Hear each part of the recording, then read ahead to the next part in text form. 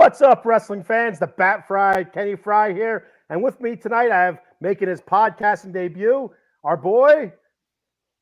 I'm the answer. The Yeet Master, Eddie Prather. And the showstopper, Cowboy Dave, in the house tonight. All right, stick around with us. We're going to recap night one of WrestleMania, and we're going to do our predictions and take a look ahead to night two. So do not go anywhere. The Atomic Drop will be right back.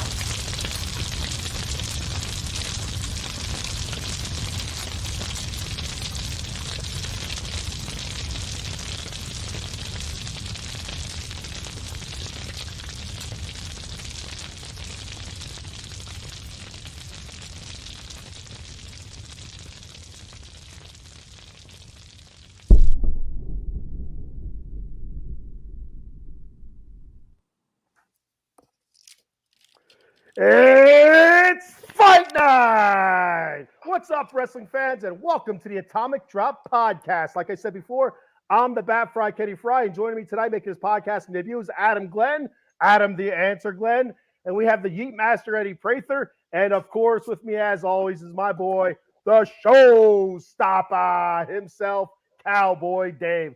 What's up, fellas? Night one of WrestleMania kicked butt. I thought it was fantastic. Some clunker matches, in my opinion, but there's still some fantastic matches. Overall, I thought night one was pretty good. Adam, night one, what did you think overall? I thought it was all right for JV. Basically, getting ready for good matches. All right, Eddie. It was pretty good. Pretty much most of it was really good. I didn't like seeing who got the SmackDown tag team titles. And I was not happy about that, but we'll talk about that in a second here. Dave, what did you think overall? Saw some surprises tonight. I was very impressed with what I saw, especially a couple of matches that, we didn't think was going to happen, and we really did. And somebody lost their title reign, which was really good to see. Sami Zayn, I'm talking about you, pal. All right, we got a comment here before we kick off the show here. We got Eileen. What's up, Eileen? Says, all my favorite people in one place. There you go. Look at these handsome devils, right? Eileen, I am back, baby. I missed you, girl. This is like a Chip and Dale show waiting to happen right here. Clothes are going to start coming off, people. Watch out. All right, so let's kick off the show like WrestleMania kicked off the show. Rhea Ripley versus the man, Becky Lynch. First question I have, guys, was this the correct spot for this match to open the night? Let's start off, Eddie. Let's start off with you on this one. I probably would have started off with the Uso brothers in the first match. And I probably would have put Becky and Rhea where the Usos match was. Dave, what do you think? I'm going to disagree with you on that, Mr. Eddie. I think it was perfect. I think it was a perfect spot to have these two together. Rhea and Becky, they killed it tonight. It was a great match to start off the show. And I'll tell you, Rhea, man, she's on top of the mountain right now, and nobody's going to knock her off. But tonight, I enjoyed it. I really did. Let's go. So, Adam, real quick, do you think that Rhea and Becky Lynch leading off WrestleMania Night 1, do you think that's a good spot for that match?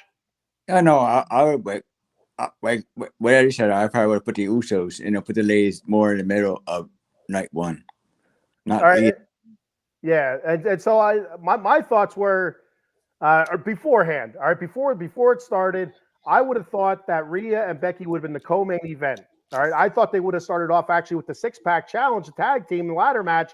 But with that being said, after they started with Rhea and Becky, it was a hell of a match, man. It really was. And I'm telling you, like, what better way to start off the night than, really warming the crowd up with a banger of a match? Because I'll tell you what, it was a really good match. I thought Becky was fantastic. Rhea was fantastic. The way they sold it, just like with their facial expressions, after like close falls and stuff like that.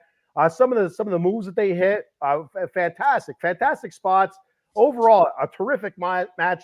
And in hindsight being 2020 here, looking at it, it might have been the perfect way to actually start WrestleMania Night 1 to kick off the whole event of WrestleMania weekend with that match. Looking back at it now, it's probably the right call. like I said, but going into it, I would have thought that maybe the 6-pack challenge, not the Usos. I figured the Usos right where they were supposed to be, right in the middle there. Yep. But you know, hindsight being 2020, I think they made the right call. Guys, did you ever hear the reaction of the term "ladies first"? There you go. Yeah, chivalry is not dead here on the Atomic Drop podcast. I got a couple comments here. Sean Lazarchik, our big buddy here, Sean, right, Adam? Badass himself, says that lady's voice needs work. Announcing that rock match was so annoying. I don't know who he's talking about. If she's talking about the what's her name that does the ring entrance? What's her name, Dave? Samantha Irvin. You know, Ricochet's lady. I thought she's fantastic. That woman, she's a national treasure. The way she announces, like the way she calls the wrestlers' names out and stuff like that. The woman's a national treasure. She is amazing. She's amazing. Her voice just it carries through the whole stadium. You can hear her a mile away, and she's very. You can hear the words she's saying. And you know, to say Universal Champion and whatever other stuff she says blows my mind. She's awesome. Let's go. I have her as the third best WWE ring announcer, only behind the Fink, Howard Finkel, and let's Lillian. Yeah. Lillian Garcia. Yeah, Lillian was good too. I'll tell you what, man. I think I'd have her ahead of Lillian Garcia. I like Lillian Garcia. I really do. I do too. Samantha is she's just amazing. I think she's right behind the Fink, but it's close. You're right, Eddie. It's close. A couple more comments here before I fall too far behind with these. Nathaniel Forbes checking in. What's up, Nathaniel? Thanks for checking the show out. Thank you for commenting. I appreciate it. Tell your brothers, your sisters, and your mama too all about the show. Like, follow, subscribe us. Facebook, YouTube, X, and Twitch. He says Sami Zayn winning was amazing. Cody and Seth should have won. We'll get into that in a little bit here. Paul, what's up, Paul? He said, what's up, family? He says WrestleMania night 1. And wait a damn minute, we get another night. Yeah, since COVID, they went 2 nights. And I think the best part about that is you get more talent. You know, the more the talent gets to WrestleMania moments, which is fantastic. But like they say, guys, 2's better than 1. Absolutely, they do say that. Eileen says, Dave, whose hair is longer, mine or yours? I see you got the party in the back going on. She's calling out your mullet, Dave. Yeah, Eileen, I got that thing going there. You like that? Sean said she should be serving chicken wings somewhere. Oh, Sean, I'll tell you what, buddy. You're going to get a rock bottom when I see you at work. Rob says, Rob Hefner, the mayor of Las Vegas, Rob Hefner, checking in. Oh, the heft in the house. What's up, buddy? He said, pretty good night. Looking forward to night 2. Glad to see Adam Glenn making his podcast debut on the network. I know Adam and Ken for over 30 years. You know Rob Hefner, right, Adam? Yes. What's up, Rob? Eileen's laughing at Sean, of course. And Sean says, what about that guy that says, let's get ready to rumble, get his son to do it? No, get out of here with that. Michael Buffer? Oh, man, get him out of here. The Buffers, get him out of here. We got Samantha Irvine. She'd kick his ass. That's right. Robert Kelly checking the show out. What's up, Robert? Thank you for checking the show out. Thank you for commenting. I was just with Rob not 20 minutes ago. Hell of a first night. And last comment before we start talking about our matches here. He says, Adam Glenn is the #1 fan of Out of the Box Sports Entertainment. Eileen, watch out. You're being called out, Eileen. Ooh. Adam Glenn's the #1 fan. All right. Go ahead, Adam. What are you going to say? I got a treat for Eileen tonight. She is #1 fan since I am on here tonight. Eileen is #1 fan for tonight. Eileen has taken over the #1 spot. I love it. Only temporary. Then we're back to the battle. We're back to 1A and 1B. All right. So, like we said, night 1, Rhea, she retains against Becky Lynch, which I think we all agreed. I think we all thought that was going to happen. Yep.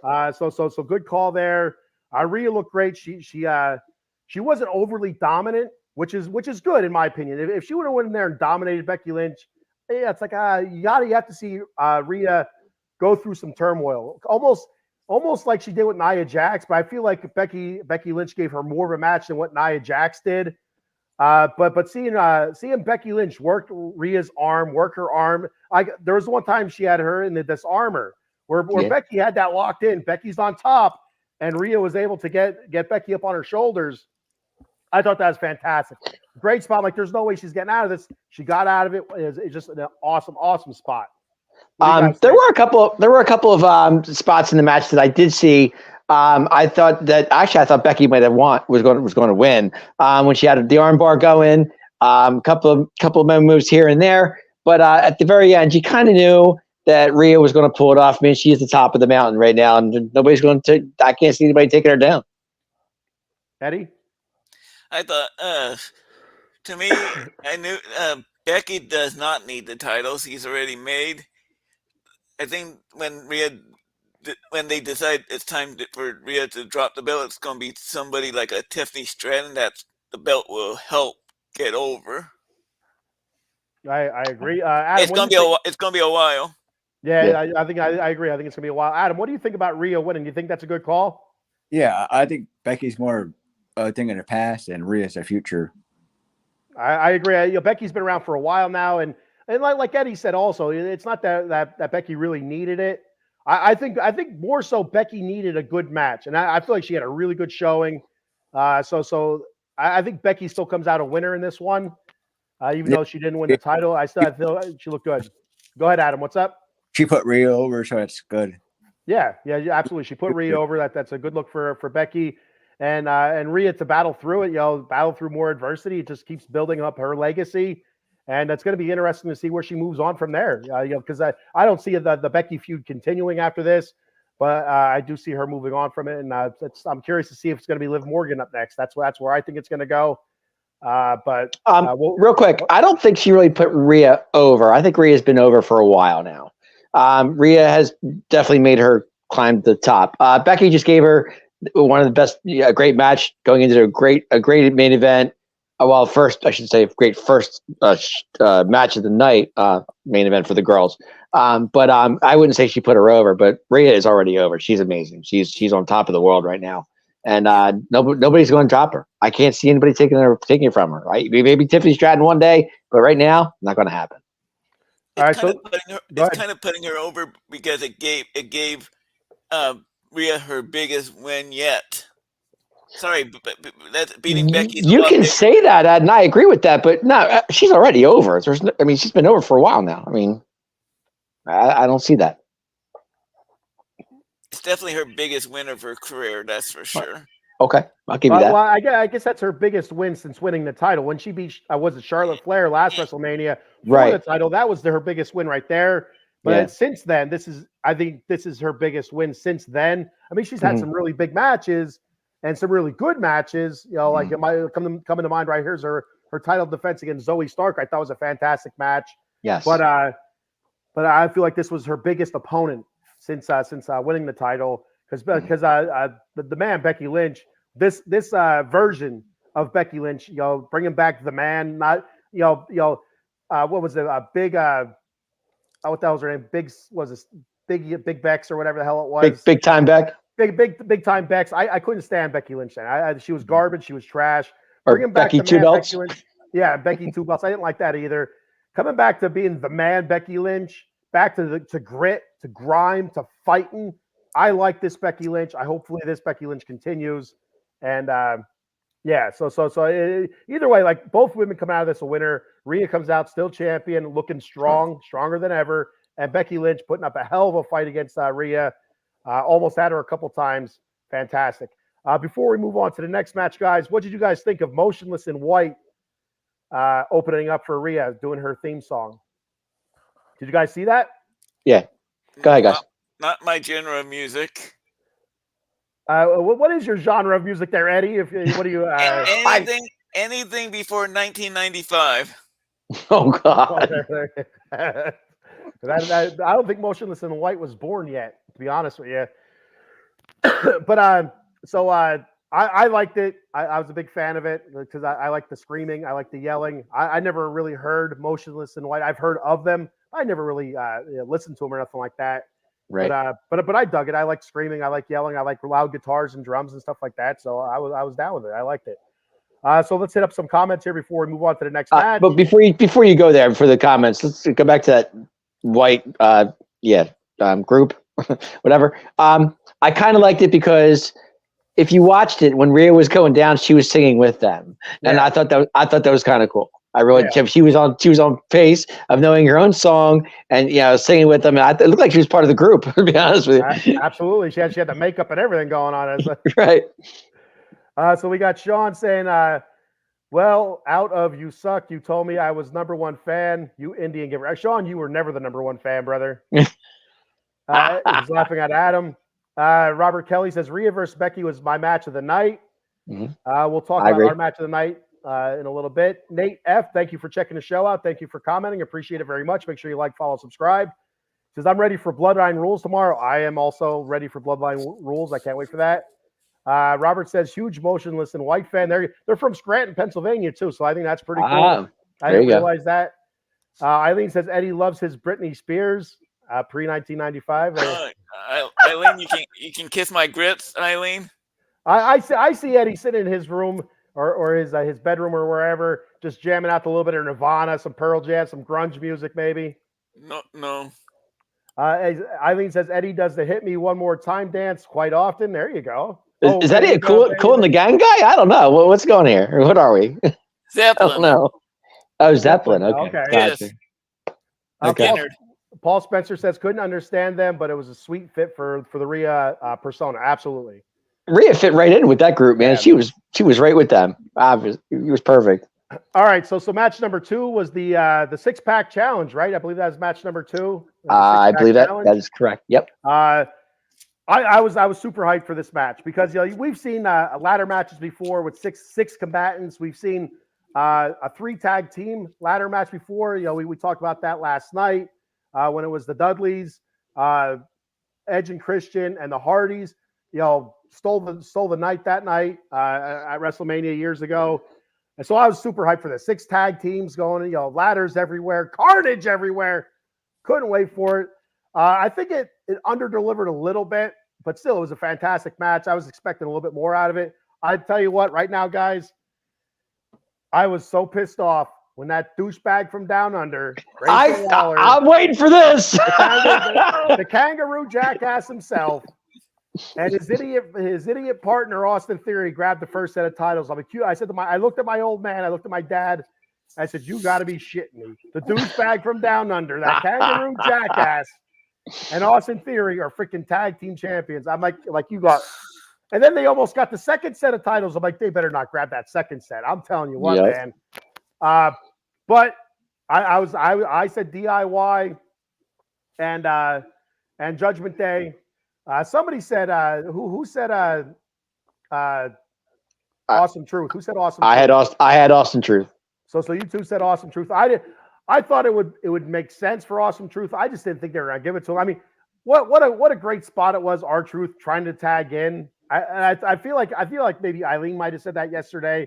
That because we were trying to figure out what kind of crazy spot R-Truth is gonna do where it makes everybody laugh. But him trying to tag in, then the Miz tags him in. That was hilarious. It killed me. And seeing Awesome Truth and DIY working together was pretty cool as well. But what are your thoughts? Dave, let's start with you this time. Oh, appreciate it. Thank you so much. My thoughts. You're welcome, Dave. Now you three can't sit there and tell me that you thought Austin Theory and Grayson Waller were going to be tag team champions by the end of the night. There's not a person alive. And if you did, you're lying. If you did, you're lying. I'll tell you what, those two idiots don't have a fan alive on this earth, on this green earth. You do not have a fan alive. So there ain't nobody that's going to tell me they picked those two idiots to win. Okay, first of all, that was the shock of the night because nobody saw that coming, especially in this match. Now, Awesome Truth, that I can see. Personally, I had DIY and Awesome Truth. I thought that would have been the perfect combination. I mean, New Day's had their time. Yeah, Grayson Waller and Theory, who'd have thought? But the match itself was great. I really enjoyed it. I did. The ladders. One of the ladders didn't break, which like it was supposed to. But that's going to happen from time to time. We get that. But one half of those champions, we all saw jumping. The other, we didn't. But congratulations to Grayson Waller and Austin Theory. But you got to remember, guys. You guys got to remember too. Let's go back here. Austin Theory really got a bum rap after Vince left, because if you think about it, he was the U.S. champ for a long time. I think it was U.S. champ. He held that title for a while. I mean, and then then he took the F5 off the from Brock, a while back. which really broke his career that way. But him coming back and giving him a title, which he really kind of deserves if you think about it, because he was no. Now wait a minute, hear me out, Ed. You sitting there? I know. I see you there, buddy. I see you. But think about this. He was U.S. champ for a while. He was working his way up, and and Vince loved him at the one point. And then when Vince left, he kind of went back to the bottom. So him having a title, I'm okay with that. I really am. I'm okay with that. Eddie, before you say But with anything- Grayson Waller, kind of like something you wouldn't see. But it's okay because he's, it's okay. We're okay with that. But the match itself was great. I enjoyed it, and maybe, who knows? Maybe they'll. But like we said before, I like the fact that we have two separate champions on two separate shows, and that's the way it should be. So there you go. Real quick, Eddie, before you say anything, Dave, is this true? What Robert Kelly's saying? He picked Waller in Theory. He said, Yes, he did. Yes, he did. That was one of his picks tonight. Yes, I'll agree with that. All right, Robert Kelly, you're their only fan in the world. Congratulations.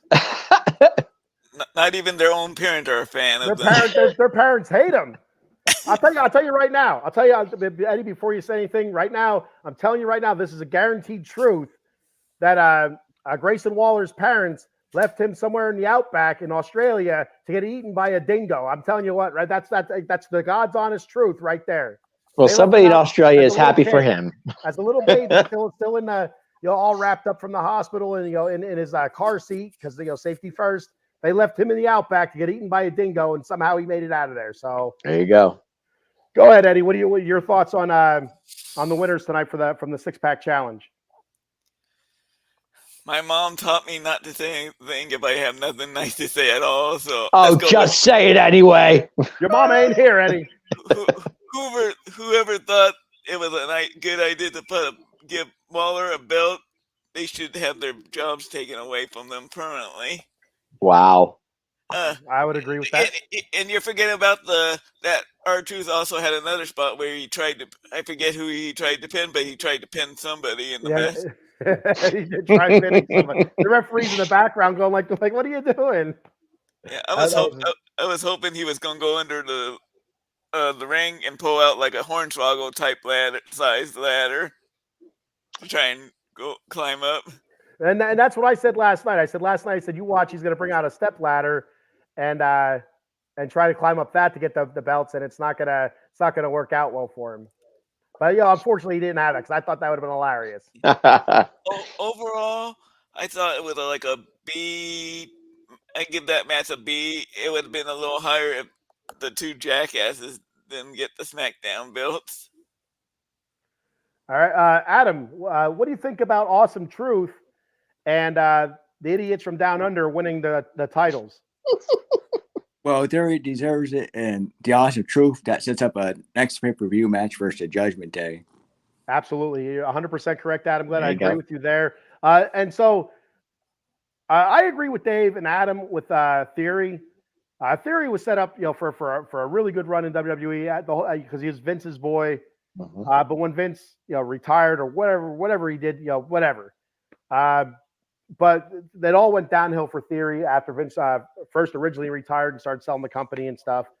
And Theory's he's a good wrestler. He is a good wrestler. He has a good look to him. Yep. And it's time for him to start kind of climbing back up. But being strung with the douchebag from Down Under is just going to hold him back. And sooner or later they're going to squabble because I thought we already seen cracks in him a couple weeks ago, and but didn't come through. And but we'll see what happens. We'll see what happens with them. So I think they won the SmackDown belt.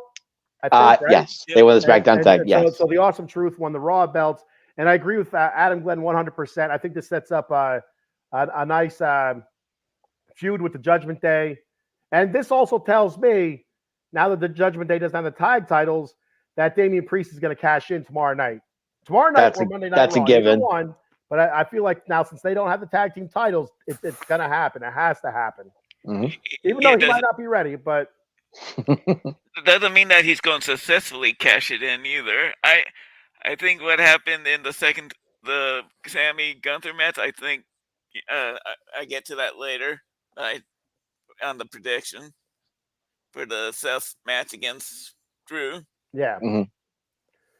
All right, got a couple comments here before we move on to the next match. Sean Mazarchik says, Eddie, I'm also a big fan of Fiddler on the Roof. Matchmaker, make me a match. Find me a fine, catch me a catch. Rich man, yada, yada, yada. Double D all day, long-eyed, bitty. I don't know what he's talking about now. Bitty, bitty, bum, bum, from Fiddler on the Roof. Oh, God. Anyway, I'm going to stop reading Sean's comments. They're too long now. Paul Spencer says, our freaking truth. Can we get a what's up? What's up? What's up? All right, and then we got the mayor saying Kelsey. That match we'll talk about next, but Jason Kelsey and Lane Johnson showing up was awesome. I want to see Jason Kelsey in a few matches. I want Adam Glenn opinions on this. We'll talk about that next. Eileen says, as I was doing some reading about predictions for this match, a lot of people picked Austin Theory team to win. A lot of people are assholes. Eileen, like Robert Kelly. Robert Kelly, you're not an asshole. I'm just teasing. I'm just surprised. Paul says Theory is supposed to be the next John Cena. Absolutely. I agree with that 100%. Mm-hmm. Just like Robert Kelly said, he's not a fan. He just had a feeling. Paul says, who would have thought Kangaroo Jackass is a champ? I still don't believe it. I'm still hoping that Damian Priest has a brain fart and cashes in on them. That's what I'm pulling for the tag titles. Rob says, next time WrestleMania is in Vegas, I'm going. Bucket list item. So yeah, this was actually one of my bucket list items, but I didn't make it there. It's just too damn expensive. I cannot justify going to a WrestleMania. That's why I didn't go. I mean, if they're in the nosebleed sections for like $50, I could do that. Even though you're not going to see anything so far away, but just to be there in that atmosphere, I think would be pretty cool. Mm-hmm. But I'm not going to pay $300 to sit all the way to the top of the link. Sean says, were any matches copycats from old main events? I don't know. I don't think there was any matches that we've seen really before that were Rhea and Becky, they've wrestled before quite a few times. Mm-hmm. But besides that, I don't think there was anything that's really now in NXT there were. I'll give you that, but I don't know about tonight. Out of the Box Sports Entertainment says, all live viewers smash that like button on the stream. Let us know what you think about the matches. Smash that subscribe on Facebook, YouTube, X. We now have 102 live viewers watching the stream. We're at 102. Wow, Out of the Box is rolling. Linda Duarte checking in. What's up, Linda? Linda, your boy Dave is back. Give him hell. I'm back, baby. Austin Theory was wrong. He says, well, Austin's theory was wrong. Sean, using some puns on us here. Paul says, I heard some seats went for $11,300 each. Wow. That's our boy Paul making some money off of some poor schlubs. And he means, match theme. Gotcha. I don't think so. I don't think anywhere any of the themes were copycats. All right, so moving on to the next match was Rey Mysterio and Andrade, who was a surprise. Wait. Go back a little bit. Rewind.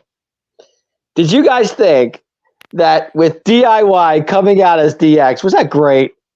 Come on, that was phenomenal. That was the best. And so, okay, leading up to that real quick, I was watching the match. My dad's there with me. It's me, my old man.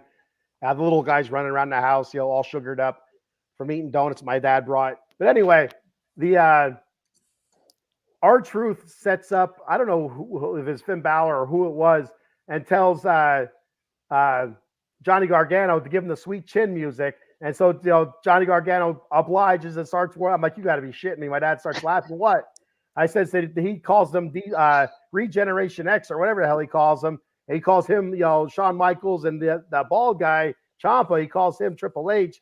And they said they're going to do their finishers. And then, Ciampa ended up doing a different version of the pedigree. The pedigree.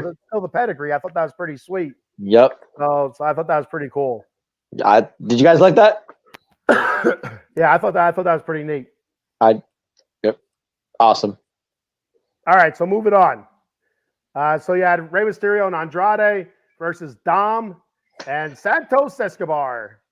Not a bad match. It was all right.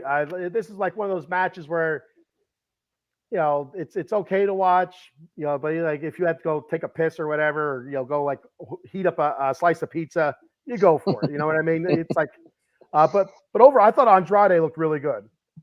I thought Andrade looked good. I thought Dom looked good. Ray looked all right. I still think it's time for Ray to stop. And Santos, I thought Santos looked good, but it was a good match. It wasn't anything spectacular, anything great. The biggest part of this match was, like Rob Hefner said, Jason Kelsey and Lane Johnson coming to help Rey Mysterio and Cowboy fans freaking out here. Rey Mysterio and Andrade to help them out because Dom was getting, I think, a chair.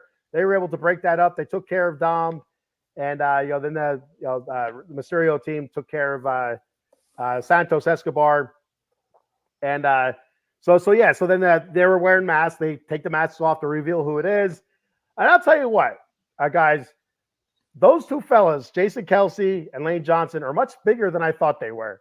Big dudes. Because I said to my dad, I said, I don't know. I said, there might be Jason Kelsey and somebody else from the Eagles. I said, but they're really big. And they got in the ring with those wrestlers. They were much bigger than those wrestlers. Like, God damn. I said, maybe they should, start a tag team up or something. Kelsey has nothing else going on. He's retired now. Lane Johnson, I'm not an Eagles fan, but I was praying for Eagles fans. I was waiting to watch him blow out his knee, just jumping off the side of the ring. And that's all it takes. You jump down, you blow your ACL. All of a sudden, you're not coming back till next season. You know what I mean? Yep. So I was really surprised that Lane Johnson was a part of it, still being an active player and all. I think he is, right? He's still active, correct? Yes, that is correct. Still as an active player. Yeah, Lane Johnson's still on the rock. Yeah, he's fine. So still out there, doing stuff like that. If I'm Eagles brass, I'm a little bit nervous about that one. I agree. Totally. So Adam, what was your thoughts on this match? I thought the best part at the end was like when Pat McAfee said the Philadelphia Eagles Super Bowl champions. I thought that was the best part of the night. Now, Adam, you got, you Eagles fans are always ripping on the Cowboy fans and living in the past. I don't know, guys. The Eagles fans are still living in the past here about their one and only Super Bowl championship. What was that? Ago? What's that? What was that? Our Super Bowl was what, 3 years ago? Not 20. More than that. What was it, 17 or 2017? Hello. So 7, not 20, or what, 30? What's 94? 29 and counting, Adam. 29 and counting. And so I can't talk. The Raiders, their last Super Bowl wins back in the early 80s, right? I think 83 or 84, whatever it was. So I think we're going on 60 years here. But anyway, Eddie, what was your thoughts on the match? It was an okay match, but it just got horrible at the end. They should have kept those masks on because to cover those ugly mugs of theirs. Dave? I thought it was good. I liked the ending with Kelsey and Lane. I thought that was good too. But what I was surprised by, I thought Carlito was going to turn. So did I. I think that was the case that we were all going there. That Carlito was going to turn on the LWO, and go with the other guys. But I guess it wasn't the right time with Lane being there and Kelsey being there. It just wasn't the right time to do that. But the match itself was good. I liked it. I mean, I thought Dom getting booed out of the building. What else is new? That's something we're used to seeing all the time. WWE putting on a show like that, like putting football players into a WWE ring, the typical WWE, that's what they do. Surprises all the time. So I wasn't surprised about the surprises so much. The match itself, the outcome was kind of what we figured. And I think the only thing we were really worried about was Carlito turning on the LWO, which didn't happen. But other than that, it was good. And so back Lane Johnson. Jason Kelsey's retired, so it doesn't matter. Right. But Lane Johnson's an active player who has an injury history, and I think with his legs, and like I said, I would be nervous if I'm an Eagles fan or somebody in Eagles management watching him jump out of the ring, because again, ACLs, they go, any kind of vibration or whatever, your foot gets stuck or you jump and you slip a little bit, the ACL's gone. You know what I mean? So I would have been nervous. I would have rather he rolled out of the ring, if anything. Well, I'm sure Coach was saying, "Don't get hurt, don't get hurt." So I'm sure that's probably something they had to clear with Eagles brass before they did it. I'm sure it is. Mm-hmm. If I knew Lane Johnson was going to show up tonight, I would have had a voodoo doll of him ready. I'm surprised you already don't have a voodoo doll of him. Eddie, who is your favorite team? He's a Cowboys America's fan. team.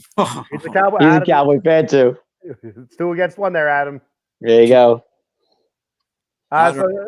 Go ahead. What's up? Well, I mean, Adam, if you think about it, it does make sense. I mean, you're in like a financial field. Why not have 2 Philadelphia Eagles come in there? It's probably they couldn't do any Phillies, they couldn't do any Flyers or Sixers because they're active. So bringing in 2 Eagles, it makes sense. It's just, it's just please the Philly fans for one night. It doesn't hurt. We'll leave it at that. They couldn't bring in Eric Lindros because Lindros would have just got a concussion just walking into the door. I agree. He probably would have got booed louder than Dom Mysterio, to be honest with you. Those Philly fans hated Lindros. It is their home field, Ed. We have to respect that, and it's just the way it was. It was good. Are you guys surprised that's where they decided to use Jason Kelce? Because we heard rumors that he was going to be there. That they were trying to make him a part of the match, of some match or whatever, part of the show.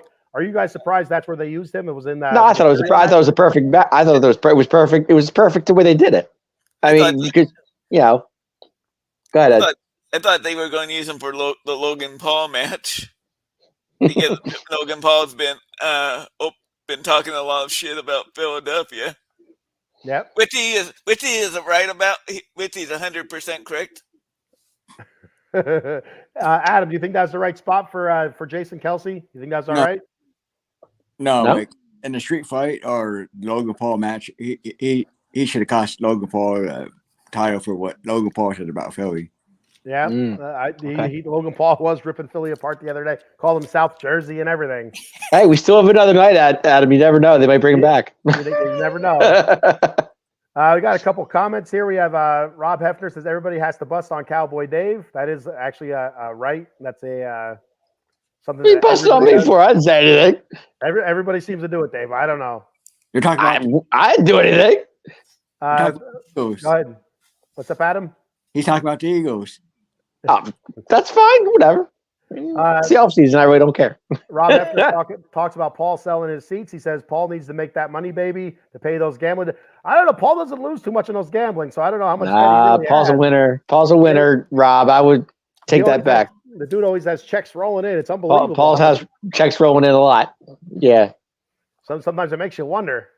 He's like a fixer, one of them fixer guys, point shaving and all. Yep. He's like the Ted DiBiase of out of the box. He's the $1 million man up there in the mountains. I'm telling you. Rob asked the question we just talked about. Said, "Do you think Kelce will be involved more?" I don't think so. Adam said he thinks. Adam, do you think he'll be more involved at all? I think he's done. I think he's done as well. Eddie, please, to the wrestling gods, please let him not be done, so I don't have to see that ugly mug again. Dave, you think he's done? He's definitely done. That was just a one-time thing. I think, bringing in like superstars like that, wrestler or football players, go back to Lawrence Taylor. You saw him one time, you never saw him again. So I think pretty much they're done. But there was WrestleMania was only night 1 back then. There wasn't 2 nights of it either. Well, that's what I'm saying. But you brought in Lawrence Taylor against Bam Bam Bigelow. We never saw LT again. So I think that's just just leave it there.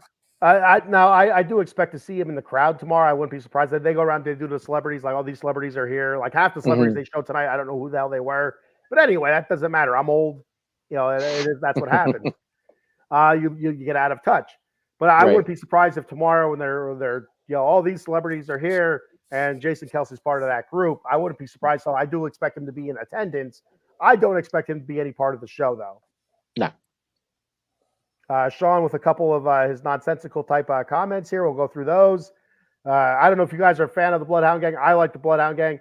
The Chasey Lane song is hilarious. I'm not going to get into it too much here because it'd get me canceled.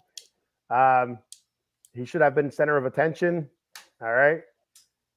And involved in the main event. He's saying that that Kelce and Lane Johnson should have been center of attention in the main event. I don't think the main event with it being so big and so important tonight too, I don't think it would have been right to have Kelce or Lane Johnson involved in that match. It had to be something that didn't really mean a whole lot. Which was this match. Perfect.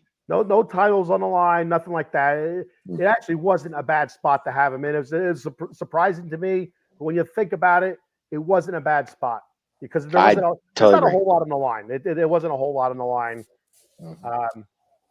Sean says, Cowboy Dave, Taylor is not as commercial as Lane. Okay.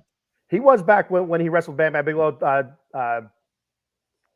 Yeah, but when he wrestled Bam Bam Bigelow, Sean, that was WrestleMania 11, bro. Come on, we were going back a long time now.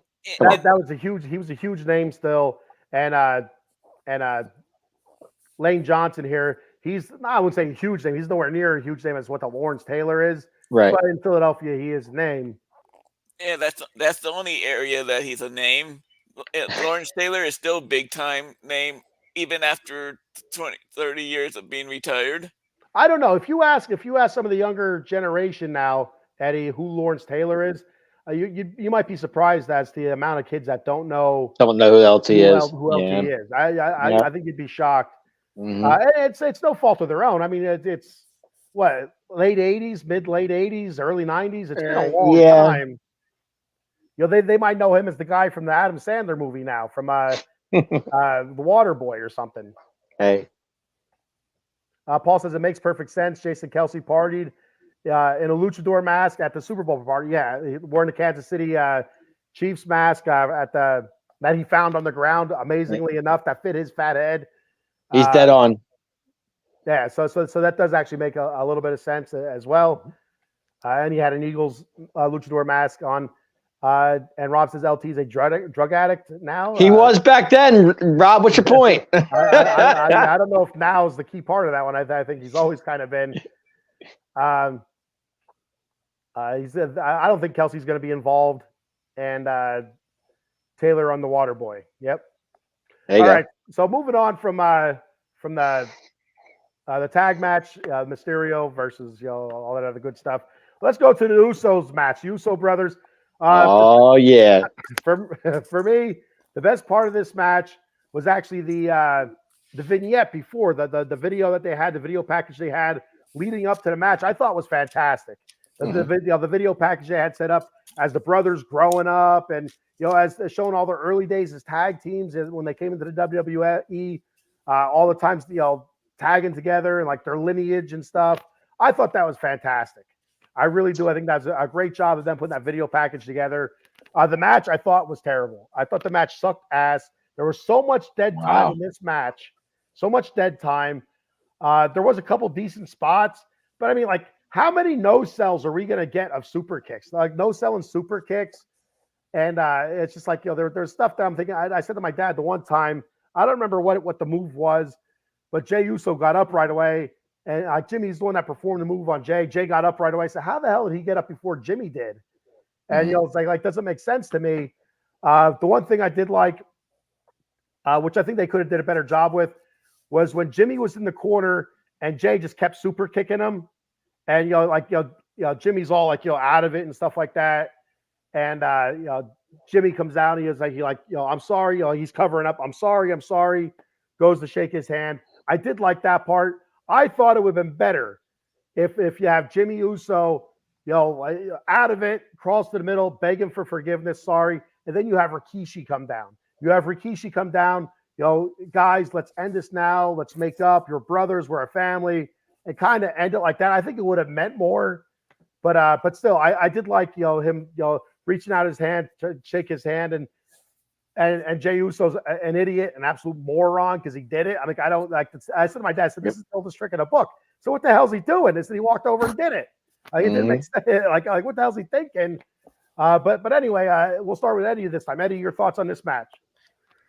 Good match, except for like when they did those. If they're gonna do like no selling the super kicks like that, then when you get super kick, bounce off the ropes and then come back with a super kick. Yeah, they didn't even do that. Like they stood there and took it and like just kept like I get when you're punching each other and no selling the punches or whatever. Like oh, that didn't hurt. These are super kicks. These are finishers that people have, and you're no selling a finisher. Like it doesn't make sense to me. I didn't like that at all. And the dead time, there was a bunch of dead time throughout the match of like just talking and staring. I get they're trying to tell a story, but like I think it really drugged that part of WrestleMania down. Go ahead, Dave. Great. I thought it was a good match. I thought to me, Jimmy playing possum on Jay and Jay, saying, and then doing what he did to him. I get it.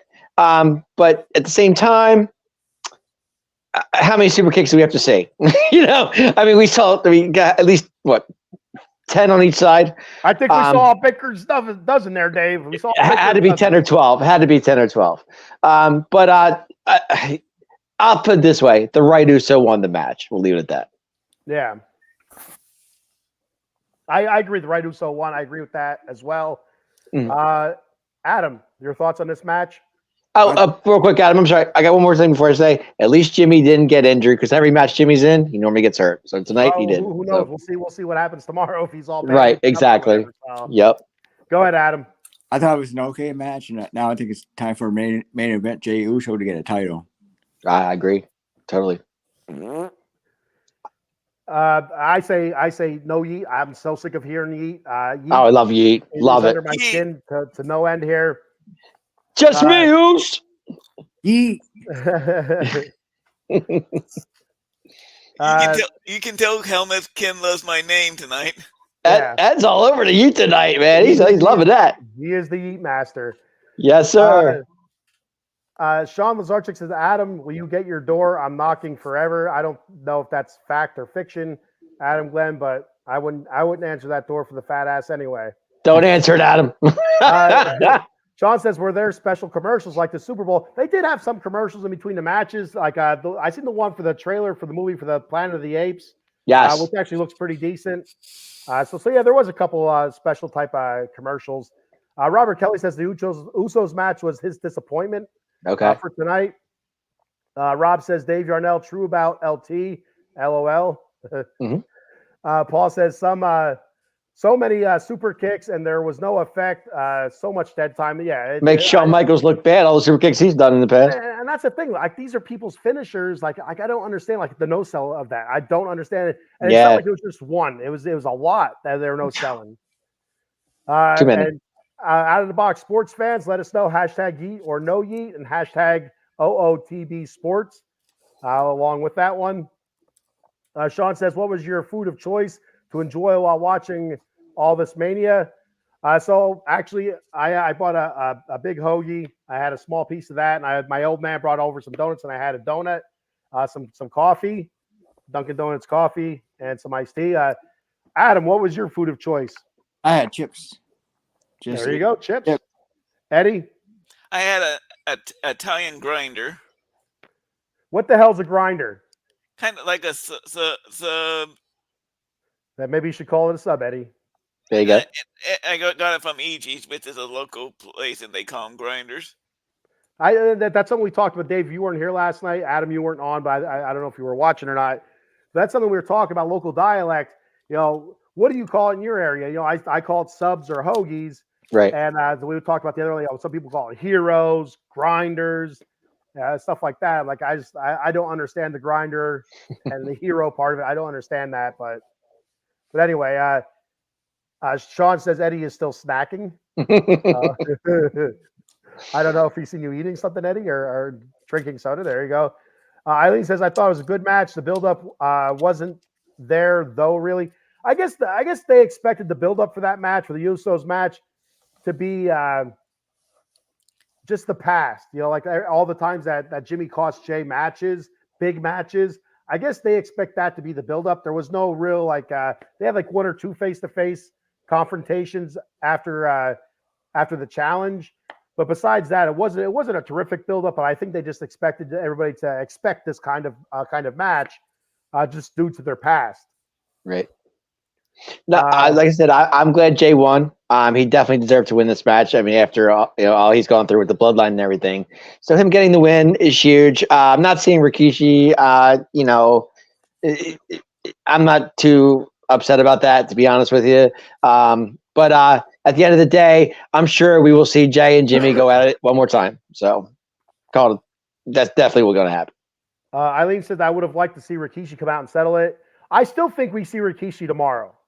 It's a possibility. You might. With the bloodline rules, I think we see him some way. I don't know in favor of or against the bloodline. I'm not really sure, but I think we'll wait and see what happens there. Because he was at the Hall of Fame. We all seen him at the he Hall of definitely Fame. was there, and I saw him there. He looked good. Want to know who else was at the Hall of Fame? Haku. Haku, Yes, he was. And I like when Heyman says, "Tell those two kids if somebody bothered you, you're just a couple seats down." Is Haku. Actually, AKA King Tonga, if you remember, guys. King Tonga. I do remember King Tonga. Yep. But yeah, nobody messes with Haku. Period. Nope. Doesn't matter how old Haku is. Lazarchik says, Kenny, you got any donuts left to give me Monday? I do have donuts left, but they will not survive till Monday, buddy. Me and the kids will hammer those tomorrow. Rob Hefner says, no yeet. I agree with Ken Fry. No, I'm with Yeet. I got to go with Yeet. Nate Forbes says, that preview video was amazing. Whenever he asked for mercy, I thought they were getting back together. I really did too. I thought for a second that he asked for forgiveness. Jay obliges. They get up, they kind of talk. Just like Jimmy was. He was apologizing. They kind of hug it out. I don't know. I feel like that's the way they're going to go until he put his hand out for the handshake. Then I'm like, no, we're not going that way. It's going to be still unsettled. Nate also said, other than that, it sucked. Paul says, Taco Bell, I'm feeling it now. Somebody got the squirts. You got to stay away from Taco Bell, man. Sean Lazarchik says, LOL, Dave, Shawn Michaels, super kicks, stomping Sunday Night Football on NBC. I don't know what the hell that means. Kick. Eileen says, I call it a sandwich. Eileen, the hoagies. Go make a sandwich and come back. I get it. She doesn't call it subs or hoagie. She calls it a sandwich. There we go. There you go. Sean says, grinders, Eddie and Kenny, what the hell is a grinder? I don't know what the hell a grinder is. I've heard of grinders before. I'm not sure what they are. I did hear the name though. Like hoagies and grinders, Navy beans, sloppy joes, slop. The Chris Farley song. Adam Sandler, the lunch lady. Sloppy joes. Rob Hefner's hard. Really enjoy wings. So I like your choice. Mm-hmm. Rob had subs. Or no, he's saying subs and hoagies. That's our regional dialect because Rob is a scoop. Got two more comments here before we move on to the next match. Paul Spencer says, I feel the crowd gets hyped with Yeet, but then Jimmy's energy brings it down. Yes, correct. 100%. Sean Lazarchik, I meant his foot, not NFL Sunday Night Football. I don't know how you autocorrect a Sunday Night Football. Here they call them torpedoes. I've heard that too. Yeah, I've heard that. Yeah. All right. So let's move on to the next match here. Before we move, go ahead, Adam. Don't play around the kids. You'll probably have the donuts eaten tonight for your midnight snack. Yeah, and that's the thing. My youngest daughter, her bedroom's right next to where I'm doing the podcast at. She's probably in there, face full of donuts right now, sprinkles everywhere, and I hate sprinkles on a donut. I can't stand them. It's got to be glaze for me, guys. I'm a glaze guy. I can't help it. Glaze or like some kind of cream. Yeah. There you go. As long as it doesn't have sprinkles, I'm down for it. I can't stand the sprinkles. I'm down. They piss me off. All right. Don't tell Hunter that. He's a strawberry sprinkle guy. That's what he does. That's you think I'm afraid of Hunter? I'm the bad I'm just guy. telling you. That's his thing, man. That's his thing. No. I'm just saying. All right, buddy. Don't What's the best donut of all time? Joey donut. I think Ken's only afraid of one person, and his name is Haku. I'm King Tonga to you, sir. I'm afraid of one person, and she's sleeping right now. So yeah, exactly. That's the CEO of Frytech here. All right. So let's move on to Sami Zayn and Gunther. A hell of a match. Match of the night, in my opinion. Match of the night. Fantastic. And you know what? I said this last night. I said I picked Gunther. I think most of us did, except for I think Eddie picked Sami. Dave, who did you pick? You picked Gunther. I originally had Gunther, but I changed my mind before the bell rang and I went with Sami. Or you at the end? I was at a party tonight and everybody kept saying Dave said Gunther, and then I changed it to Sami at the very last second. Because I kind of figured I thought Sami was going to pull it off. I just had a feeling. But anyway, and that's kind of what I said. I said Philadelphia. I think right away I start thinking Rocky. underdog. Just like in the Rocky movies, he's being trained like like Rocky 3 being trained by Apollo to fight Mr. T, or being trained by Mick. Fighting the Apollo Creed, the champion that can't be beat. You're the underdog. You can't win. Stuff like that. Adrian telling Rocky against Drago, you can't win. Stuff like that, or that might have been against Mr. T. I'm not sure. I'm like, no. That was Drago. You can't win. All right. I almost feel it, being in Philadelphia, I almost feel that Rocky vibe. I said I could see it happening just because of that, because of where it's at, the Rocky vibe, the Chad Gable training and stuff like that. And I said, I just have this weird feeling. I feel like Sammy's going to win, but I'm still taking Gunther because he is the ring general. And but it was a great match, awesome match. Let's start, Dave Yarnell. You kick this one off. The match was phenomenal. How many hula kicks can we see in one night? Which was, to me, that was amazing for Sami Zayn. But you guys got to remember too, last year Sami Zayn was a main eventer and did win the tag team titles with Kevin Owens. So this year, kind of same result without Kevin Owens this time, but he was the main event tonight.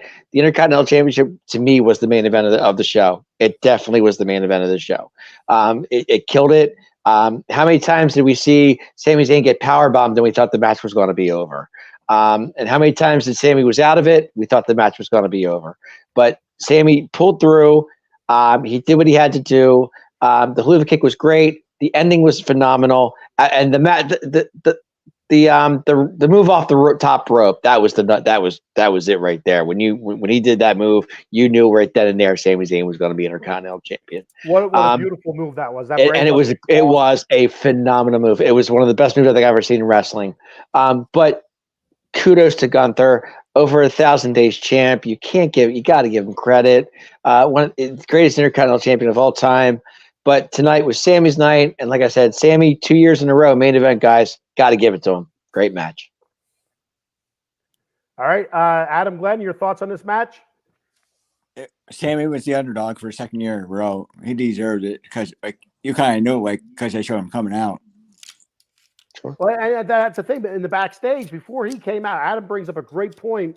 He's back there with his wife and his kid, and my first thought was, if I'm Sami, I walk over and poke Chad Gable in his stupid little chest and say, "Hey, Chad Gable, my kid's not going to cry tonight like your kid did. So I'm going to get the job done," and then walk away. But that's just me. I'm the bat fry. That's what I do. And I make grown men cry and little kids. What do you think we'll see Sami Zayn versus Chad Gable at the next pay-per-view? I think that's a possibility. I think we can see that. But real quick, I have one more thing to say. Sorry, guys. Go ahead, Dave. The best part about it was when Sami Zayn was going, before he went to the ring, the one guy that he saw that gave him that huge hug was Kevin Owens. So to me, that was the shit out of him too. Right, but it was still the best part, because you knew right then and there, with him and Kevin Owens winning the tag team championship last year, him seeing Kevin Owens before he went to the ring, you kind of had a feeling it was going to be Sami Zayn's night. Eddie, your thoughts on the match before Cowboy Dave puts another point in there on us? Sorry. It wasn't just. Dave. I'm teasing you. It wasn't just match of the night. It's now in my top 5 all-time WrestleMania matches. Wow, that's huge. Go ahead, Eddie. Keep going. There was not one bad spot in that match. Everything was done perfectly. I love the interaction between Gunther and Sammy's wife there. That was perfect. I agree. The look on Gunther's face when he was claiming to go up for the third time, and when Sammy shook and hooked up, and the look on Gunther's face was like, what the heck? How's he moving? And so here's my thought. I was kind of geeking out a little bit because I thought it was awesome. It takes you back as Hulk Hogan hulking out and stuff like that. But anyway, my first thought when I seen Sammy flopping like a fish, starting to freak out or whatever, I said to my dad, I said, he looks like a freaking a zombie. I watch a lot of zombie stuff. I love zombie, like The Walking Dead. I love zombie movies. But you see somebody that gets bit by a zombie, they're dead, and all of a sudden they start flopping around like a fish and they reanimate. That's what Sami Zayn. Sami Zayn was a freaking zombie. The only way to put him down was to kill the brain. So fantastic. Great job. Yep. And like you said, Eddie, I thought it was awesome how Gunther was kind of goating Sammy's wife. And I thought it was awesome the way Sammy's wife was saying, like, no, she's like, you're done, bro. You're done. She's like, you're done. And I thought that was fantastic. The interaction between those two was awesome. The match was awesome.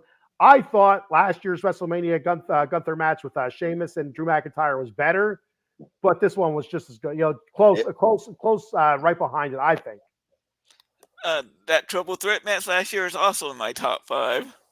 So it was a great match. Both of those great matches, but this one tonight, absolutely, night one steals the show. In my Killed the opinion. show. Absolutely. Absolutely.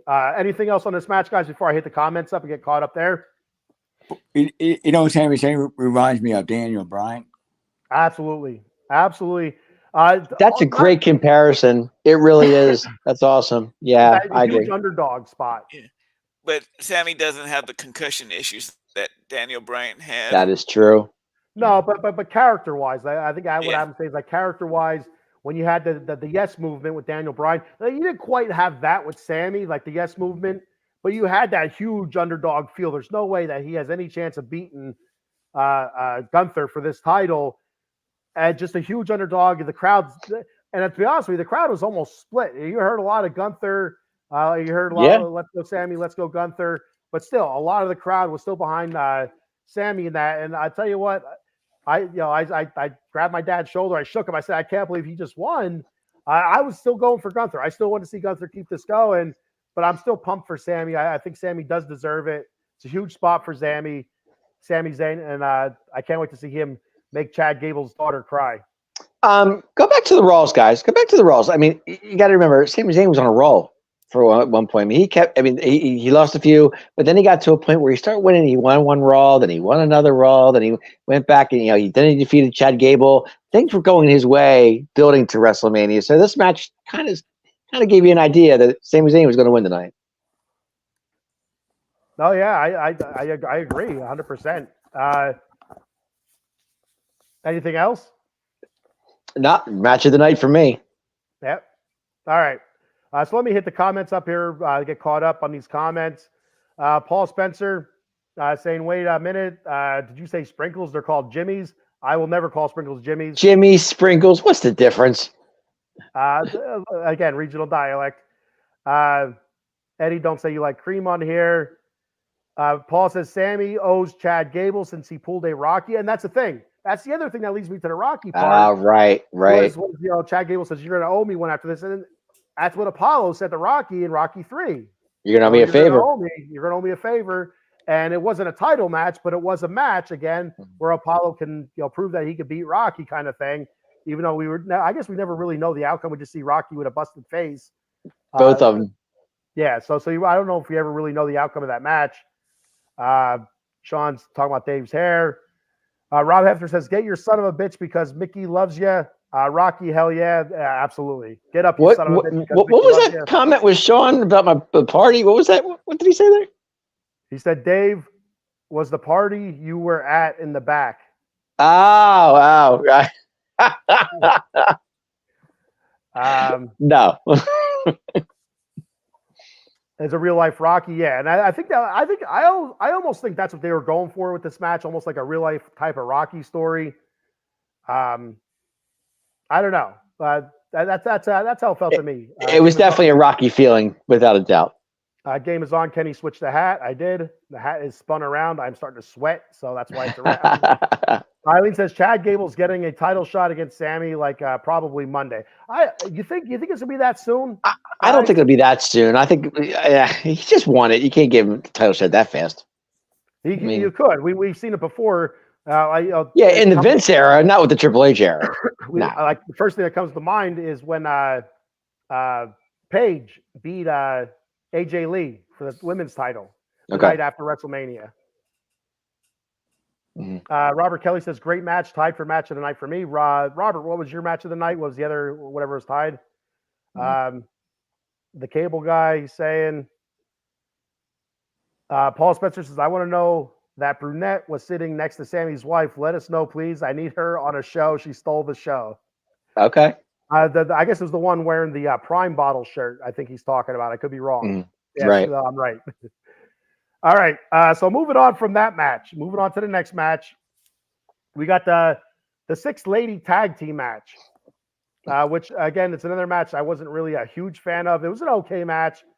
We had our our boy Paul, his Asian people, his Asian ladies, Asuka, Kairi Dakota, Sane, and Dakota ye- Kai, right? all Damage Control versus Jade Cargill, Naomi. Naomi, and Bianca Belair and her real Yep. ass hair. And I don't think there's anybody that would have thought that Damage Control was going to win this match. So I mean, like, I don't. If you would have picked Damage Control and the Grayson Waller, you should play the lottery. You should have played the lottery. Yeah. But besides that, you knew Jade Cargill was going to win her first match. You knew she was probably going to get the pin. I thought we were going to have a Jade and Bianca showdown. I thought That's what I was waiting for. Right. I thought something like that was going to happen, but it didn't happen. But overall, it was an okay match. I love Asuka. I'm a huge Asuka fan. She did all right. Looked okay. I do like her spitting the fluid everywhere, even though half the time she missed. She can't hit anything with that poison. Like the Mets can't hit a baseball right now. Who does that remind you of, big man? Really?